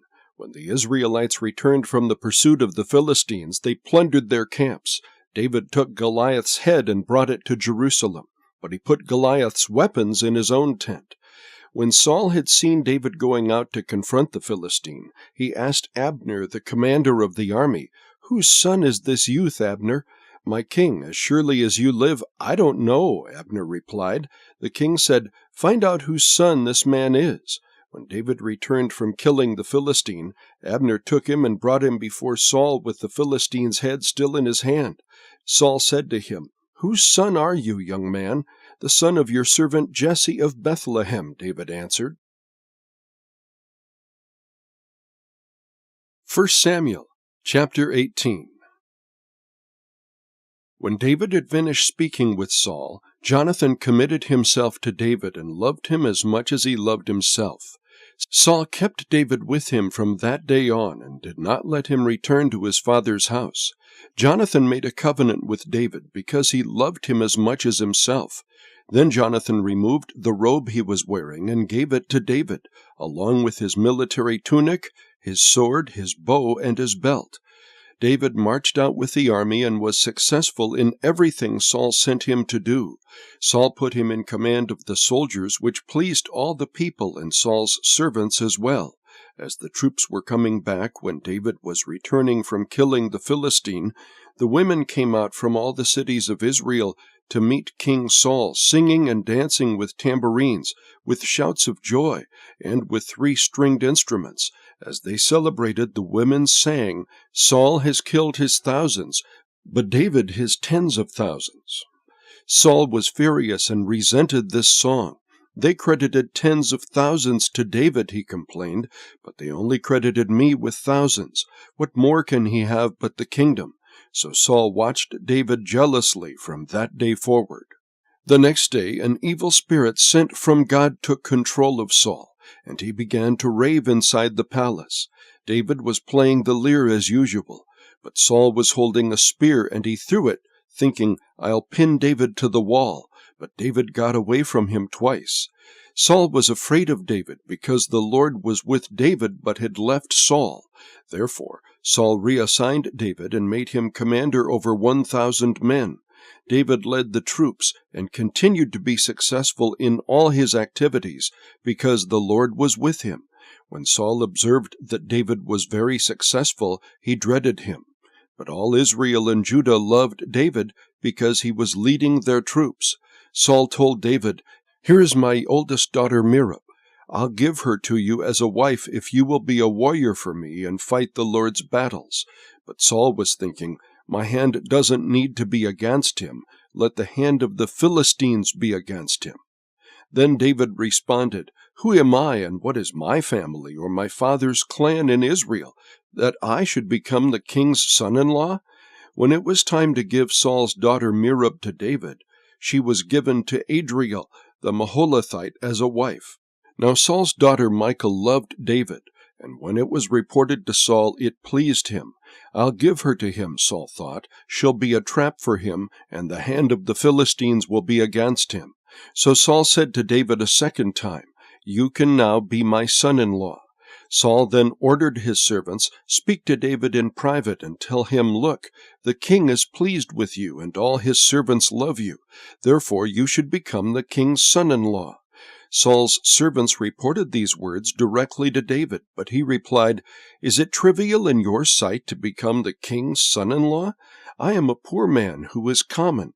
The servants reported back to Saul, "These are the words David spoke." Then Saul replied, "Say this to David, 'The king desires no other bride price except 100 Philistine foreskins to take revenge on his enemies.'" Actually, Saul intended to cause David's death at the hands of the Philistines. When the servants reported these terms to David, he was pleased to become the king's son-in-law. Before the wedding day arrived, David and his men went out and killed 200 Philistines. He brought their foreskins and presented them as full payment to the king to become his son-in-law. Then Saul gave his daughter Michal to David as his wife. Saul realized that the Lord was with David and that his daughter Michal loved him, and he became even more afraid of David. As a result, Saul was David's enemy from then on. Every time the Philistine commanders came out to fight, David was more successful than all of Saul's officers, so his name became well known. 1 Samuel chapter 19. Saul ordered his son Jonathan and all his servants to kill David. But Saul's son Jonathan liked David very much, so he told him, "My father Saul intends to kill you. Be on your guard in the morning and hide in a secret place and stay there. I'll go out and stand beside my father in the field where you are and talk to him about you. When I see what he says, I'll tell you." Jonathan spoke well of David to his father Saul. He said to him, "The king should not sin against his servant David. He hasn't sinned against you. In fact, his actions have been a great advantage to you. He took his life in his hands when he struck down the Philistine, and the Lord brought about a great victory for all Israel. You saw it and rejoiced, so why would you sin against innocent blood by killing David for no reason?" Saul listened to Jonathan's advice and swore an oath, "As surely as the Lord lives, David will not be killed." So Jonathan summoned David and told him all these words. Then Jonathan brought David to Saul, and he served him as he did before. When war broke out again, David went out and fought against the Philistines. He defeated them with such a great force that they fled from him. Now an evil spirit sent from the Lord came on Saul as he was sitting in his palace holding a spear. David was playing the lyre, and Saul tried to pin David to the wall with the spear. As the spear struck the wall, David eluded Saul, ran away, and escaped that night. Saul sent agents to David's house to watch for him and kill him in the morning. But his wife Michal warned David, "If you don't escape tonight, you will be dead tomorrow." So she lowered David from the window, and he fled and escaped. Then Michal took the household idol and put it on the bed, placed some goat hair on its head, and covered it with a garment. When Saul sent agents to seize David, Michal said, "He's sick." Saul sent the agents back to see David and said, "Bring him on his bed so I can kill him." When the messengers arrived, to their surprise, the household idol was on the bed with some goat hair on its head. Saul asked Michal, "Why did you deceive me like this? You sent my enemy away, and he has escaped." She answered him, "He said to me, 'Let me go. Why should I kill you?'" So David fled and escaped and went to Samuel at Ramah, and told him everything Saul had done to him. Then he and Samuel left and stayed at Naioth. When it was reported to Saul that David was at Naioth in Ramah, he sent agents to seize David. However, when they saw the group of prophets prophesying, with Samuel leading them, the Spirit of God came on Saul's agents, and they also started prophesying. When they reported to Saul, he sent other agents, and they also began prophesying. So Saul tried again and sent a third group of agents, and even they began prophesying. Then Saul himself went to Ramah. He came to the large cistern at Seku, looked around and said, "Where are Samuel and David?" "At Naioth in Ramah," someone said. So he went to Naioth in Ramah. The Spirit of God also came on him, and as he walked along, he prophesied until he entered Naioth in Ramah. Saul then removed his clothes and also prophesied before Samuel. He collapsed and lay naked all that day and all that night. That is why they say, "Is Saul also among the prophets?" 1 Samuel, chapter 20. David fled from Naioth in Ramah and came to Jonathan and asked, "What have I done? What did I do wrong? How have I sinned against your father so that he wants to take my life?" Jonathan said to him, "No, you won't die. Listen, my father doesn't do anything great or small without telling me, so why would he hide this matter from me? This can't be true." But David said, "Your father certainly knows that you have come to look favorably on me.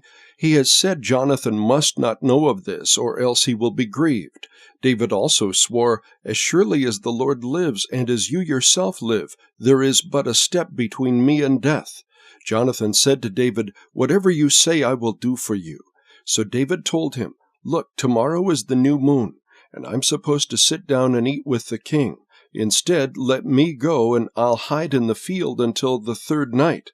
If your father misses me at all, say, 'David urgently requested my permission to quickly go to his town Bethlehem for an annual sacrifice there involving the whole clan.' If he says, 'Good,' then your servant is safe. But if he becomes angry, you will know he has evil intentions. Deal faithfully with your servant, for you have brought me into a covenant with you before the Lord. If I have done anything wrong, then kill me yourself. Why take me to your father?"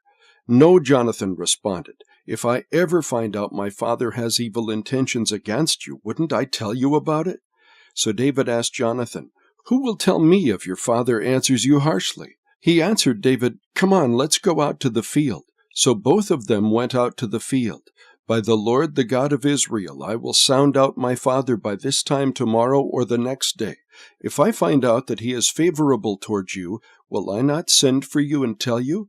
If my father intends to bring evil on you, may God punish Jonathan and do so severely if I do not tell you, and send you away so you may go in peace. May the Lord be with you, just as he was with my father. If I continue to live, treat me with the Lord's faithful love. But if I die, don't ever withdraw your faithful love from my household, not even when the Lord cuts off every one of David's enemies from the face of the earth." Then Jonathan made a covenant with the house of David, saying, "May the Lord hold David's enemies accountable." Jonathan once again swore to David in his love for him, because he loved him as he loved himself. Then Jonathan said to him, "Tomorrow is the new moon. You'll be missed because your seat will be empty. The following day, hurry down and go to the place where you hid on the day this incident began, and stay beside the rock Ezel. I will shoot 3 arrows beside it, as if I'm aiming at a target. Then I will send the young man and say, 'Go and find the arrows.' Now, if I expressly say to the young man, 'Look, the arrows are on this side of you, get them,' then come, because as the Lord lives, it is safe for you and there is no problem. But if I say this to the youth, 'Look, the arrows are beyond you,' then go, for the Lord is sending you away. As for the matter you and I have spoken about, the Lord will be a witness between you and me forever." So David hid in the field. At the new moon, the king sat down to eat the meal. He sat at his usual place on the seat by the wall. Jonathan sat facing him, and Abner took his place beside Saul, but David's place was empty. Saul did not say anything that day because he thought, "Something unexpected has happened. He must be ceremonially unclean. Yes, that's it. He is unclean." However, the day after the new moon, the second day, David's place was still empty, and Saul asked his son Jonathan, "Why didn't Jesse's son come to the meal either yesterday or today?" Jonathan answered, "David asked for my permission to go to Bethlehem. He said, 'Please let me go because our clan is holding a sacrifice in the town, and my brother has told me to be there. So now, if you are pleased with me, let me go so I can see my brothers.' That's why he didn't come to the king's table." Then Saul became angry with Jonathan and shouted, "You son of a perverse and rebellious woman! Don't I know that you were siding with Jesse's son to your own shame and to the disgrace of your mother? Every day Jesse's son lives on earth, you and your kingship are not secure. Now send for him and bring him to me. He deserves to die." Jonathan answered his father back, "Why is he to be killed? What has he done?" Then Saul threw his spear at Jonathan to kill him, so he knew that his father was determined to kill David. He got up from the table in fierce anger and did not eat any food that second day of the new moon, for he was grieved because of his father's shameful behavior toward David. In the morning Jonathan went out to the field for the appointed meeting with David. A small young man was with him. He said to the young man, "Run and find the arrows I'm shooting."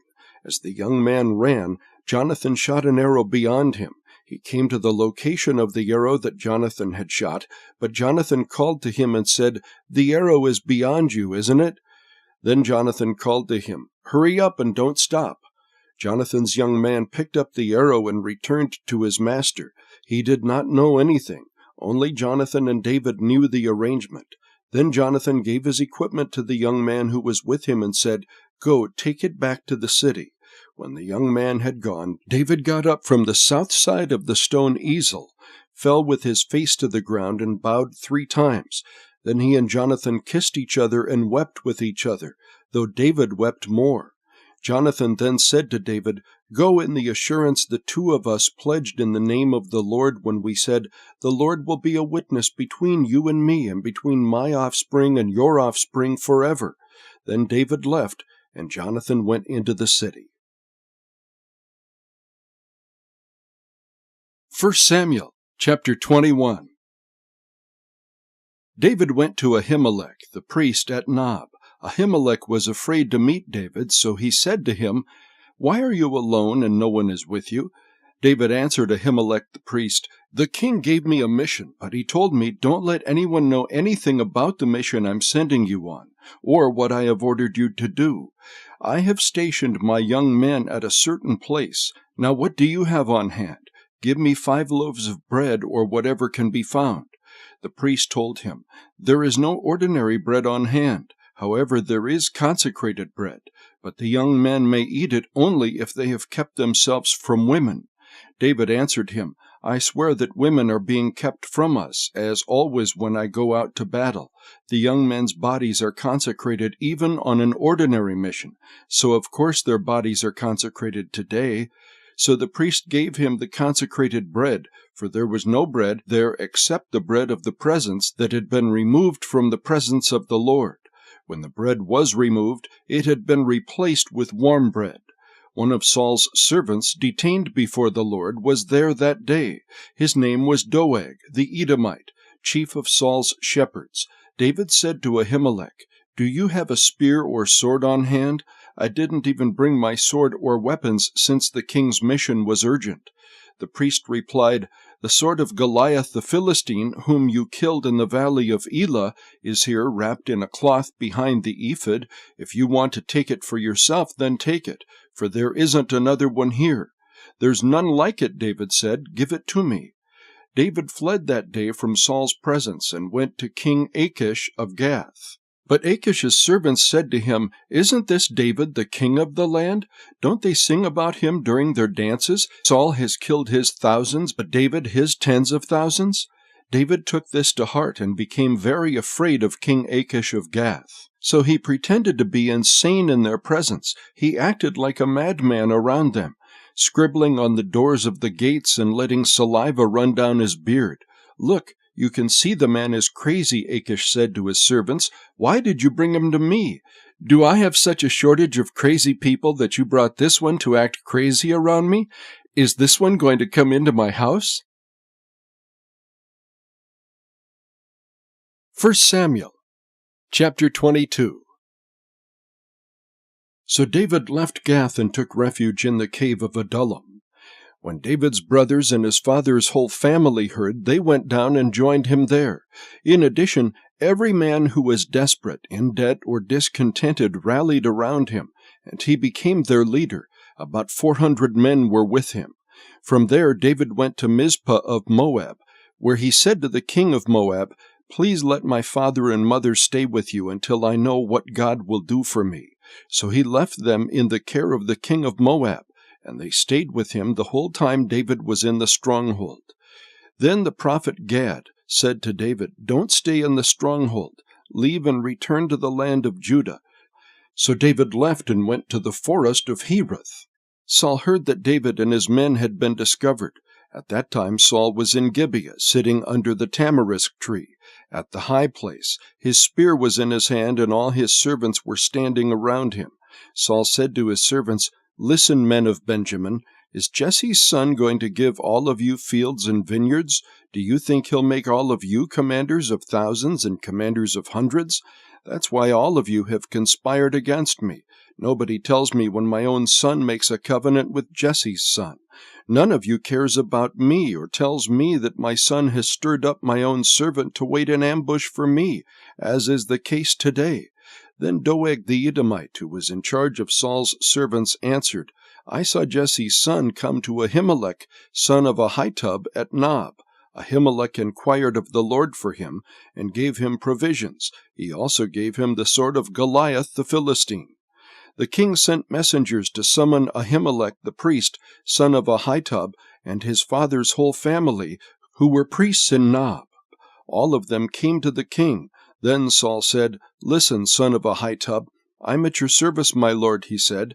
Saul asked him, "Why did you and Jesse's son conspire against me?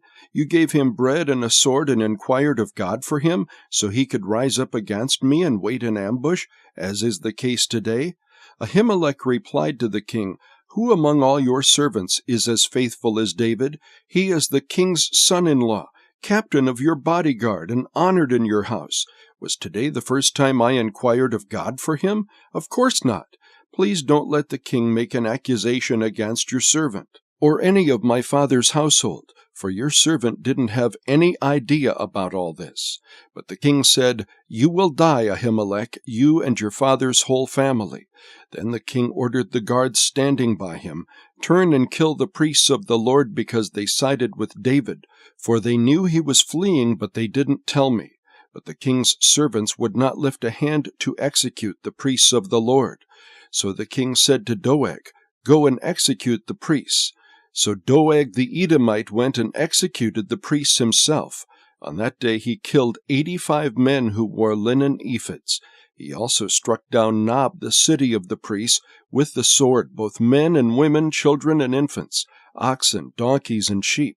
However, one of the sons of Ahimelech, son of Ahitub, escaped. His name was Abiathar, and he fled to David. Abiathar told David that Saul had killed the priests of the Lord. Then David said to Abiathar, I knew that Doeg the Edomite was there that day, and that he was sure to report to Saul. I myself am responsible for the lives of everyone in your father's family. Stay with me, don't be afraid, for the one who wants to take my life wants to take your life. You will be safe with me. 1 Samuel chapter 23. It was reported to David, Look, the Philistines are fighting against Keilah and raiding the threshing floors. So David inquired of the Lord, Should I launch an attack against these Philistines? The Lord answered David, Launch an attack against the Philistines and rescue Keilah. But David's men said to him, Look, we're afraid here in Judah. How much more if we go to Keilah against the Philistine forces? Once again David inquired of the Lord, and the Lord answered him, Go at once to Keilah, for I will hand the Philistines over to you. Then David and his men went to Keilah, fought against the Philistines, drove their livestock away, and inflicted heavy losses on them. David rescued the inhabitants of Keilah. Abiathar, son of Ahimelech, fled to David at Keilah, and he brought an ephod with him. When it was reported to Saul that David had gone to Keilah, he said, God has handed him over to me, for he has trapped himself by entering a town with barred gates. Then Saul summoned all the troops to go to war at Keilah and besieged David and his men. When David learned that Saul was plotting evil against him, he said to Abiathar the priest, Bring the ephod. Then David said, Lord God of Israel, your servant has heard that Saul intends to come to Keilah and destroy the town because of me. Will the citizens of Keilah hand me over to him? Will Saul come down as your servant has heard? Lord God of Israel, please tell your servant. The Lord answered, He will come down. Then David asked, Will the citizens of Keilah hand me and my men over to Saul? They will, the Lord responded. So David and his men, numbering about 600, left Keilah at once and moved from place to place. When it was reported to Saul that David had escaped from Keilah, he called off the expedition. David then stayed in the wilderness strongholds and in the hill country of the wilderness of Ziph. Saul searched for him every day, but God did not hand David over to him. David was in the wilderness of Ziph in Horesh when he saw that Saul had come out to take his life. Then Saul's son Jonathan came to David in Horesh and encouraged him in his faith in God, saying, Don't be afraid, for my father Saul will never lay a hand on you. You yourself will be king over Israel, and I'll be your second in command. Even my father Saul knows it is true. Then the two of them made a covenant in the Lord's presence. Afterward David remained in Horesh, while Jonathan went home. Some Ziphites came up to Saul at Gibeah and said, David is hiding among us in the strongholds in Horesh on the hill of Hachilah, south of Jeshimon. Now, whenever the king wants to come down, let him come down. Our part will be to hand him over to the king. May you be blessed by the Lord, replied Saul, for you have taken pity on me. Go and check again. Investigate and watch carefully where he goes, and who has seen him there.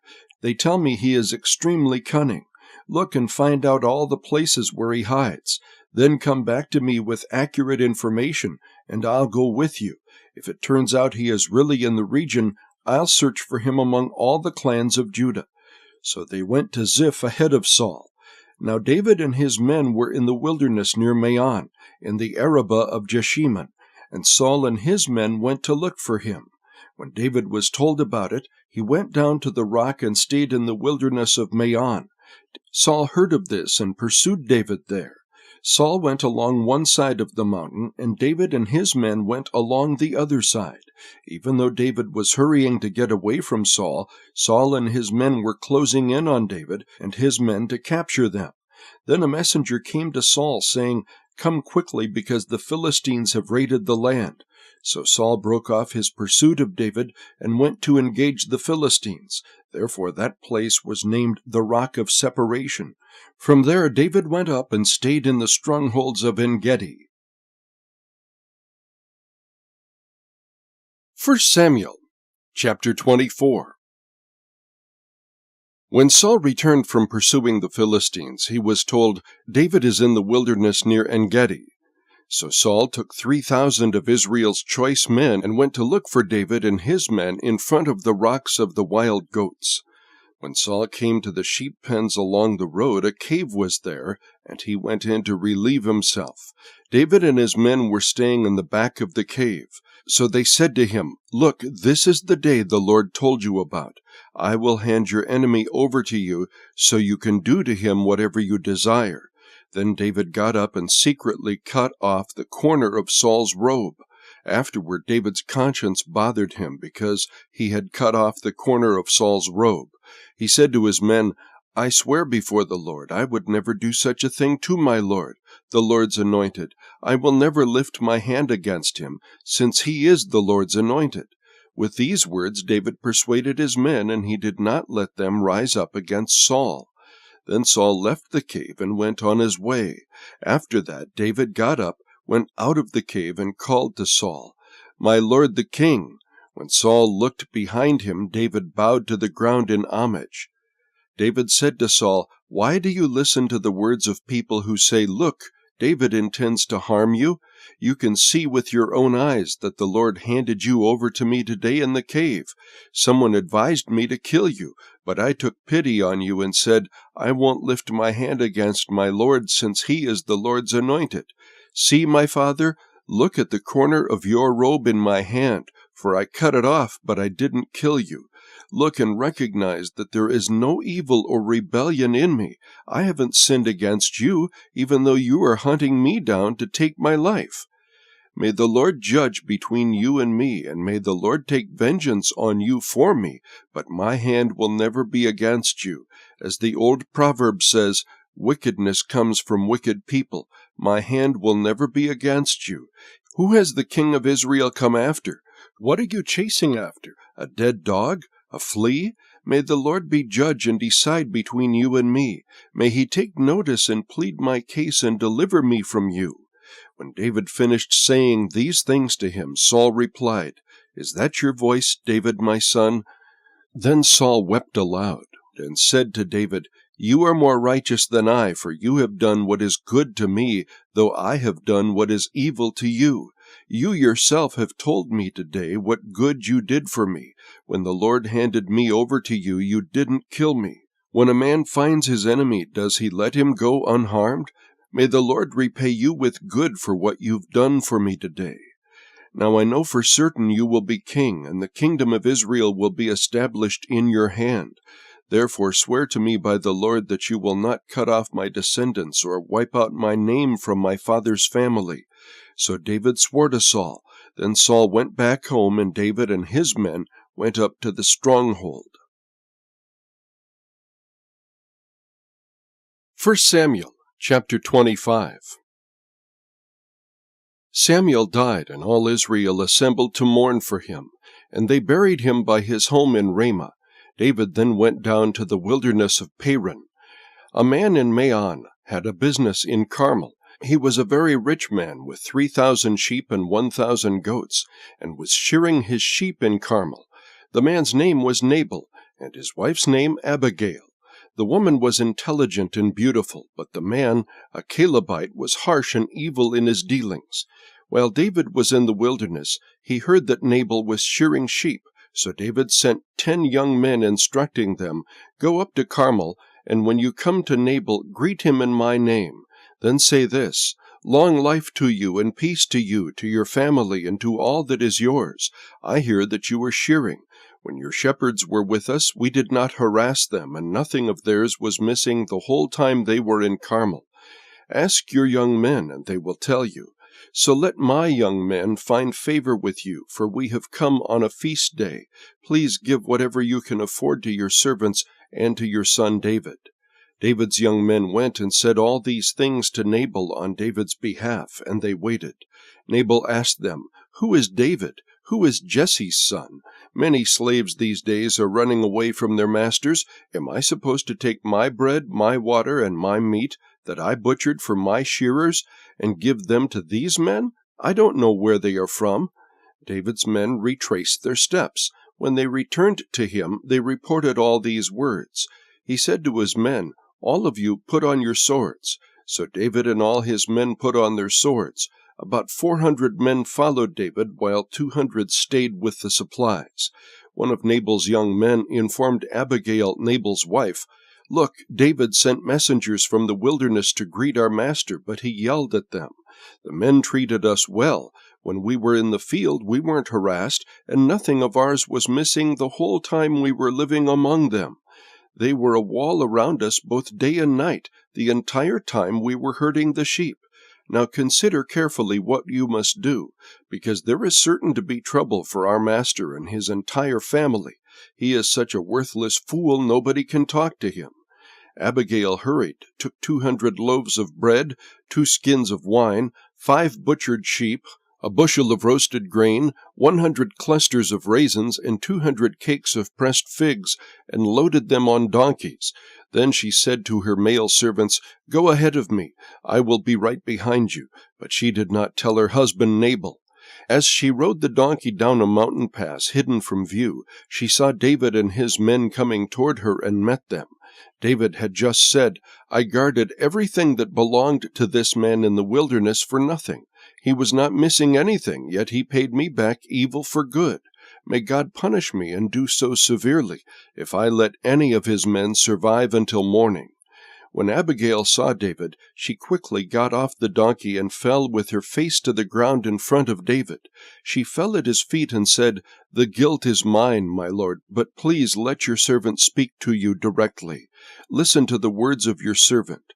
My lord should pay no attention to this worthless man Nabal, for he lives up to his name. His name is Nabal, and stupidity is all he knows. I, your servant, didn't see my lord's young men whom you sent. Now, my lord, as surely as the Lord lives, and as you yourself live, it is the Lord who kept you from participating in bloodshed and avenging yourself by your own hand. May your enemies and those who want trouble for my lord be like Nabal. Accept this gift your servant has brought to my lord, and let it be given to the young men who follow my lord.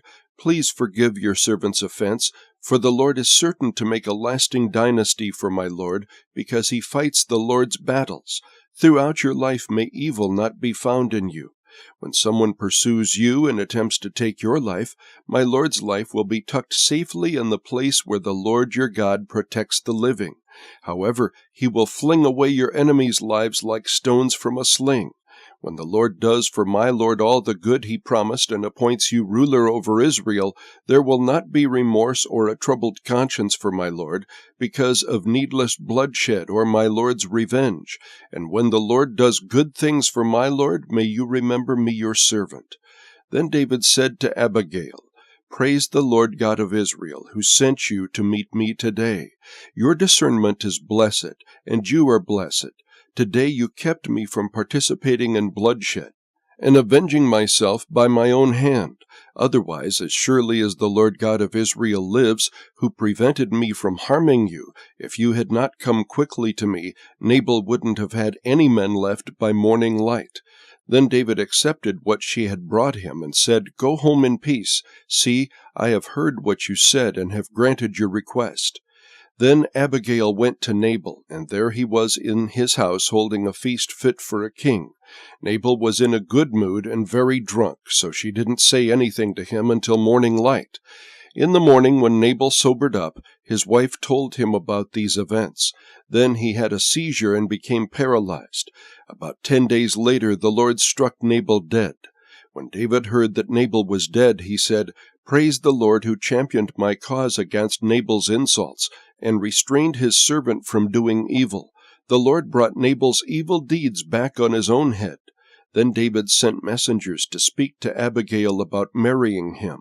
When David's servants came to Abigail at Carmel, they said to her, "David sent us to bring you to him as a wife." She stood up, then bowed her face to the ground and said, "Here I am, your servant, to wash the feet of my Lord's servants."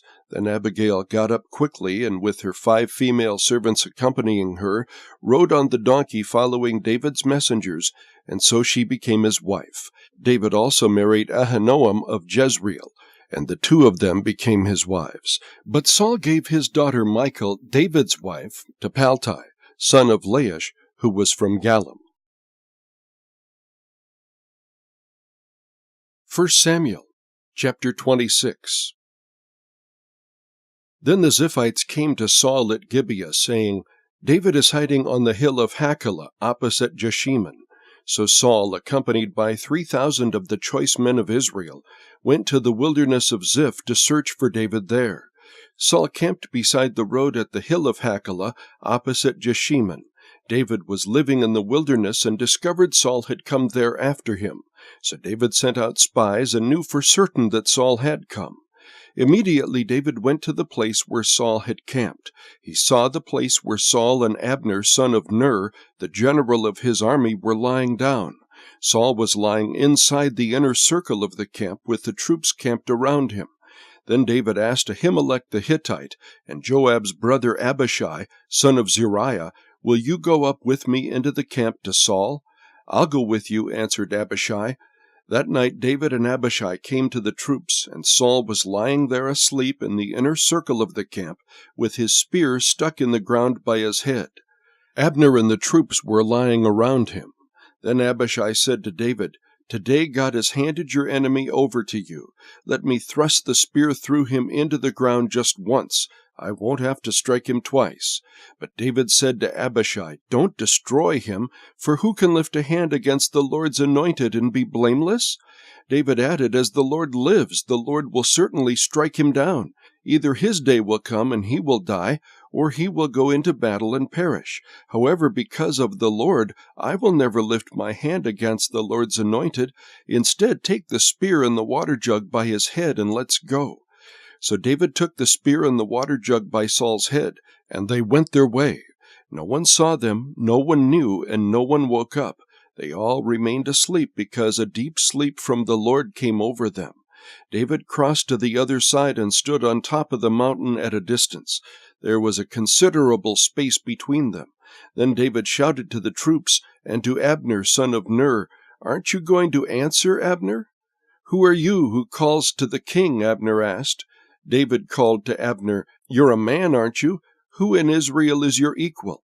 So why didn't you protect your lord the king when one of the people came to destroy him? What you have done is not good. As the Lord lives, all of you deserve to die, since you didn't protect your lord, the Lord's anointed. Now look around. Where are the king's spear and water jug that were by his head?" Saul recognized David's voice and asked, "Is that your voice, my son David?" "It is my voice, my lord and king," David said. Then he continued, "Why is my lord pursuing his servant? What have I done? What evil is in my hand? Now may my lord the king please hear the words of his servant. If it is the Lord who has incited you against me, then may he accept an offering.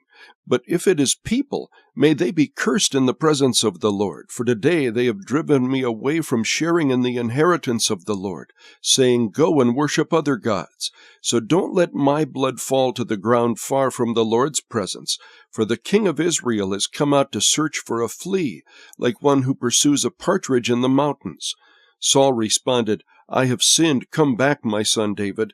I will never harm you again, because today you considered my life precious. I have been a fool. I've committed a grave error. David answered, "Here is the king's spear. Have one of the young men come over and get it. May the Lord repay every man for his righteousness and his loyalty. I wasn't willing to lift my hand against the Lord's anointed, even though the Lord handed you over to me today. Just as I considered your life valuable today, so may the Lord consider my life valuable, and rescue me from all trouble." Saul said to him, "You are blessed, my son David. You will certainly do great things and will also prevail." Then David went on his way, and Saul returned home. 1 Samuel chapter 27. David said to himself, "One of these days I'll be swept away by Saul. There is nothing better for me than to escape immediately to the land of the Philistines. Then Saul will stop searching for me everywhere in Israel, and I'll escape from him." So David set out with his 600 men and went to Achish, son of Maoch, the king of Gath. Each man had his family with him, and David had his 2 wives, Ahinoam of Jezreel and Abigail of Carmel, Nabal's widow. When it was reported to Saul that David had fled to Gath, he no longer searched for him. Now David said to Achish, "If I have found favor with you, let me be given a place in one of the outlying towns so I can live there. Why should your servant live in the royal city with you?" That day Achish gave Ziklag to him, and it still belongs to the kings of Judah today. The time that David stayed in the Philistine territory amounted to 1 year and 4 months. David and his men went up and raided the Geshurites, the Girzites, and the Amalekites. From ancient times they had been the inhabitants of the region through Shur as far as the land of Egypt.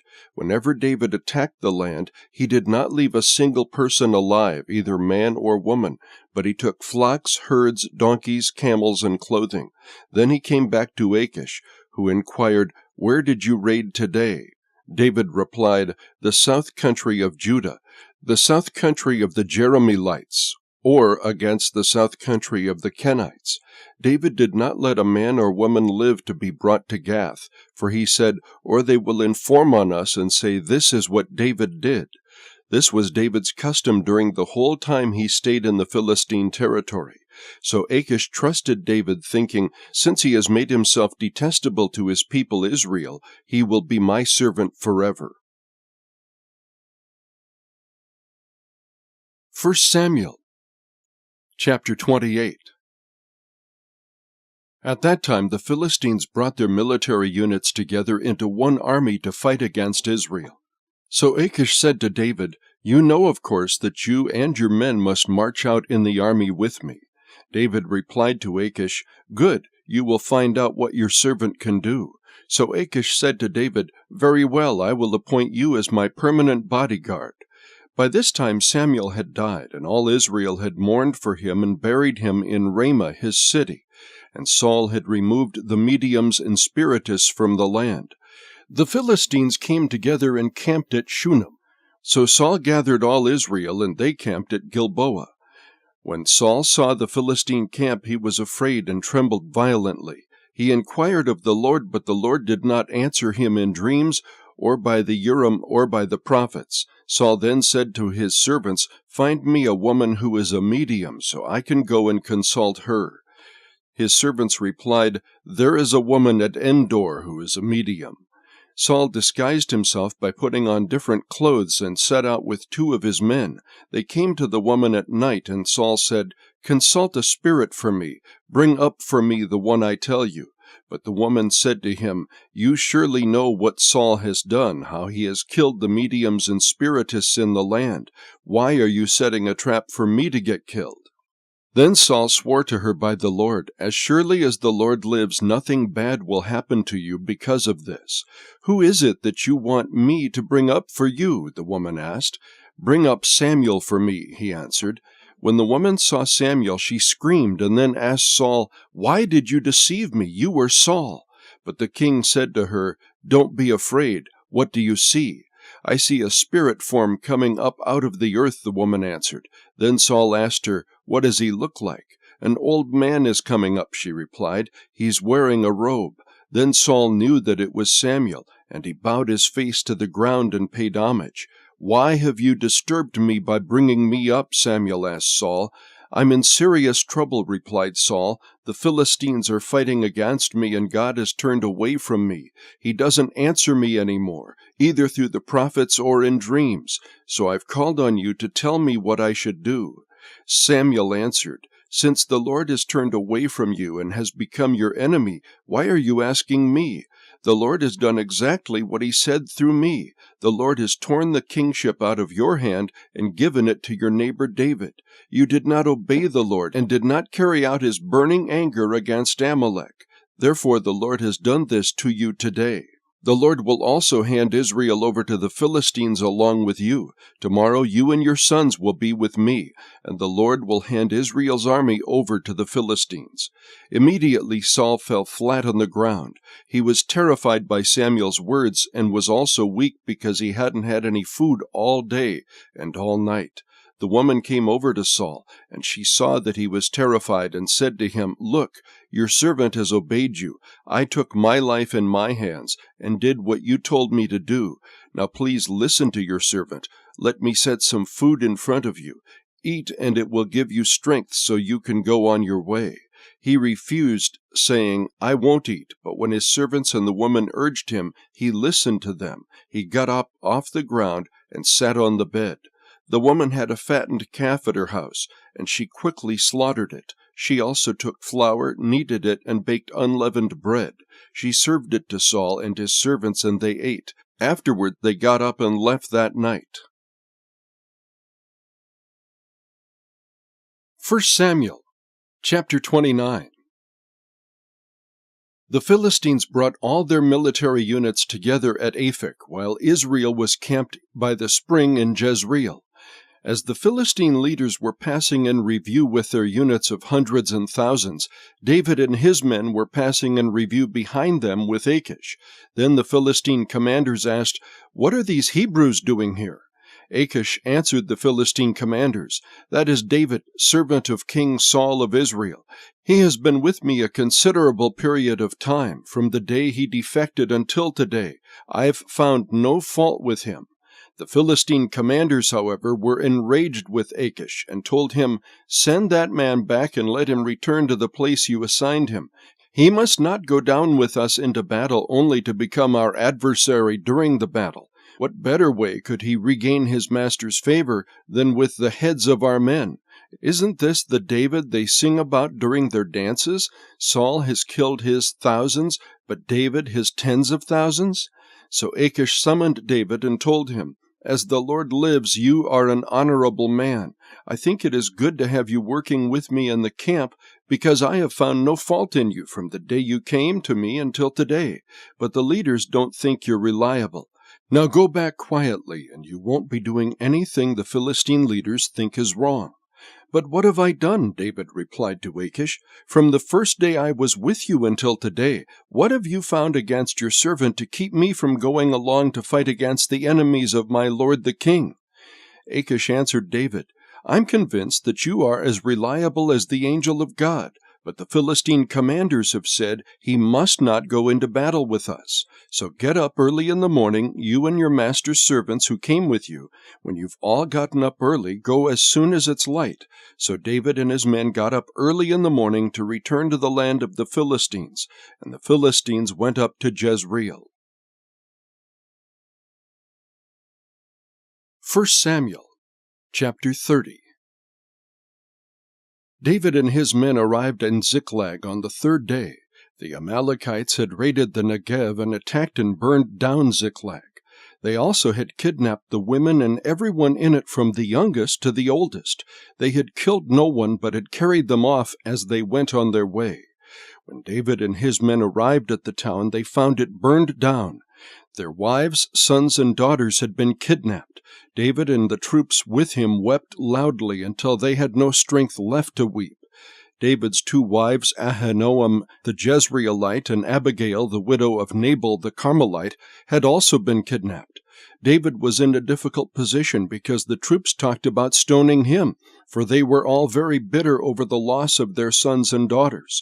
But David found strength in the Lord his God. David said to Abiathar the priest, son of Ahimelech, "Bring me the ephod." So Abiathar brought it to him. And David asked the Lord, "Should I pursue these raiders? Will I overtake them?" The Lord replied to him, "Pursue them, for you will certainly overtake them and rescue the people." David and the 600 men with him went as far as Wadi Besor, where 200 men who were to remain behind would stop. They stopped because they were too exhausted to cross the Wadi Besor. David and 400 of the men continued in pursuit. They found an Egyptian in the open country and brought him to David. They gave him some bread to eat and water to drink. Then they gave him some pressed figs and 2 clusters of raisins. After he ate, he revived, for he hadn't eaten food or drunk water for 3 days and 3 nights. Then David said to him, "Who do you belong to? Where are you from?" "I'm an Egyptian, the slave of an Amalekite man," he said. "My master abandoned me when I got sick 3 days ago. We raided the south country of the Cherethites, the territory of Judah, and the south country of Caleb, and we burned down Ziklag." David then asked him, "Will you lead me to these raiders?" He said, "Swear to me by God that you won't kill me or turn me over to my master, and I will lead you to them." So he led him, and there were the Amalekites, spread out over the entire area, eating, drinking, and celebrating because of the great amount of plunder they had taken from the land of the Philistines and the land of Judah. David slaughtered them from twilight until the evening of the next day. None of them escaped, except 400 young men who got on camels and fled. David recovered everything the Amalekites had taken. He also rescued his 2 wives. Nothing of theirs was missing from the youngest to the oldest, including the sons and daughters, of all the plunder the Amalekites had taken. David got everything back. He took all the sheep and cattle, which were driven ahead of the other livestock, and the people shouted, "This is David's plunder." When David came to the 200 men who had been too exhausted to go with him and had been left at the Wadi Besor, they came out to meet him and to meet the troops with him. When David approached the men, he greeted them. But all the corrupt and worthless men among those who had gone with David argued, "Because they didn't go with us, we will not give any of the plunder we recovered to them except for each man's wife and children. They may take them and go." But David said, "My brothers, you must not do this with what the Lord has given us. He protected us and handed over to us the raiders who came against us. Who can agree to your proposal? The share of the one who goes into battle is to be the same as the share of the one who remains with the supplies. They will share equally." And it has been so from that day forward. David established this policy as a law and an ordinance for Israel, and it continues to this very day. When David came to Ziklag, he sent some of the plunder to his friends, the elders of Judah, saying, "Here is a gift for you from the plunder of the Lord's enemies." He sent gifts to those in Bethel, in Ramoth of the Negev, and in Jadar, to those in Aroer, in Siphmoth, and in Eshtemoa, to those in Rachel, in the towns of the Jerahmeelites, and in the towns of the Kenites, to those in Hormah, in Borashan, and in Athak, to those in Hebron, and to those in all the places where David and his men had roamed. 1 Samuel, chapter 31. The Philistines fought against Israel, and Israel's men fled from them. Many were killed on Mount Gilboa. The Philistines overtook Saul and his sons and killed his sons Jonathan, Abinadab, and Malchishua. When the battle intensified against Saul, the archers caught up with him and severely wounded him. Then Saul said to his armor-bearer, "Draw your sword and run me through with it, or these uncircumcised men will come and run me through and torture me." But his armor-bearer would not do it because he was terrified. Then Saul took his sword and fell on it. When his armor-bearer saw that Saul was dead, he also fell on his own sword and died with him. So on that day Saul died together with his 3 sons, his armor-bearer, and all his men. When the men of Israel on the other side of the valley and on the other side of the Jordan saw that Israel's men had run away, and that Saul and his sons were dead, they abandoned the cities and fled. So the Philistines came and settled in them. The next day when the Philistines came to strip the dead, they found Saul and his 3 sons dead on Mount Gilboa. They cut off Saul's head, stripped off his armor, and sent messengers throughout the land of the Philistines to spread the good news in the temples of their idols and among the people. Then they put his armor in the temple of the Ashtoreths and hung his body on the wall in Bethshan. When the residents of Jabesh Gilead heard what the Philistines had done to Saul, all their brave men set out, journeyed all night, and retrieved the body of Saul and the bodies of his sons from the wall of Bethshan. When they arrived at Jabesh, they burned the bodies there. Afterward they took their bones and buried them underneath the tamarisk tree in Jabesh, and fasted 7 days.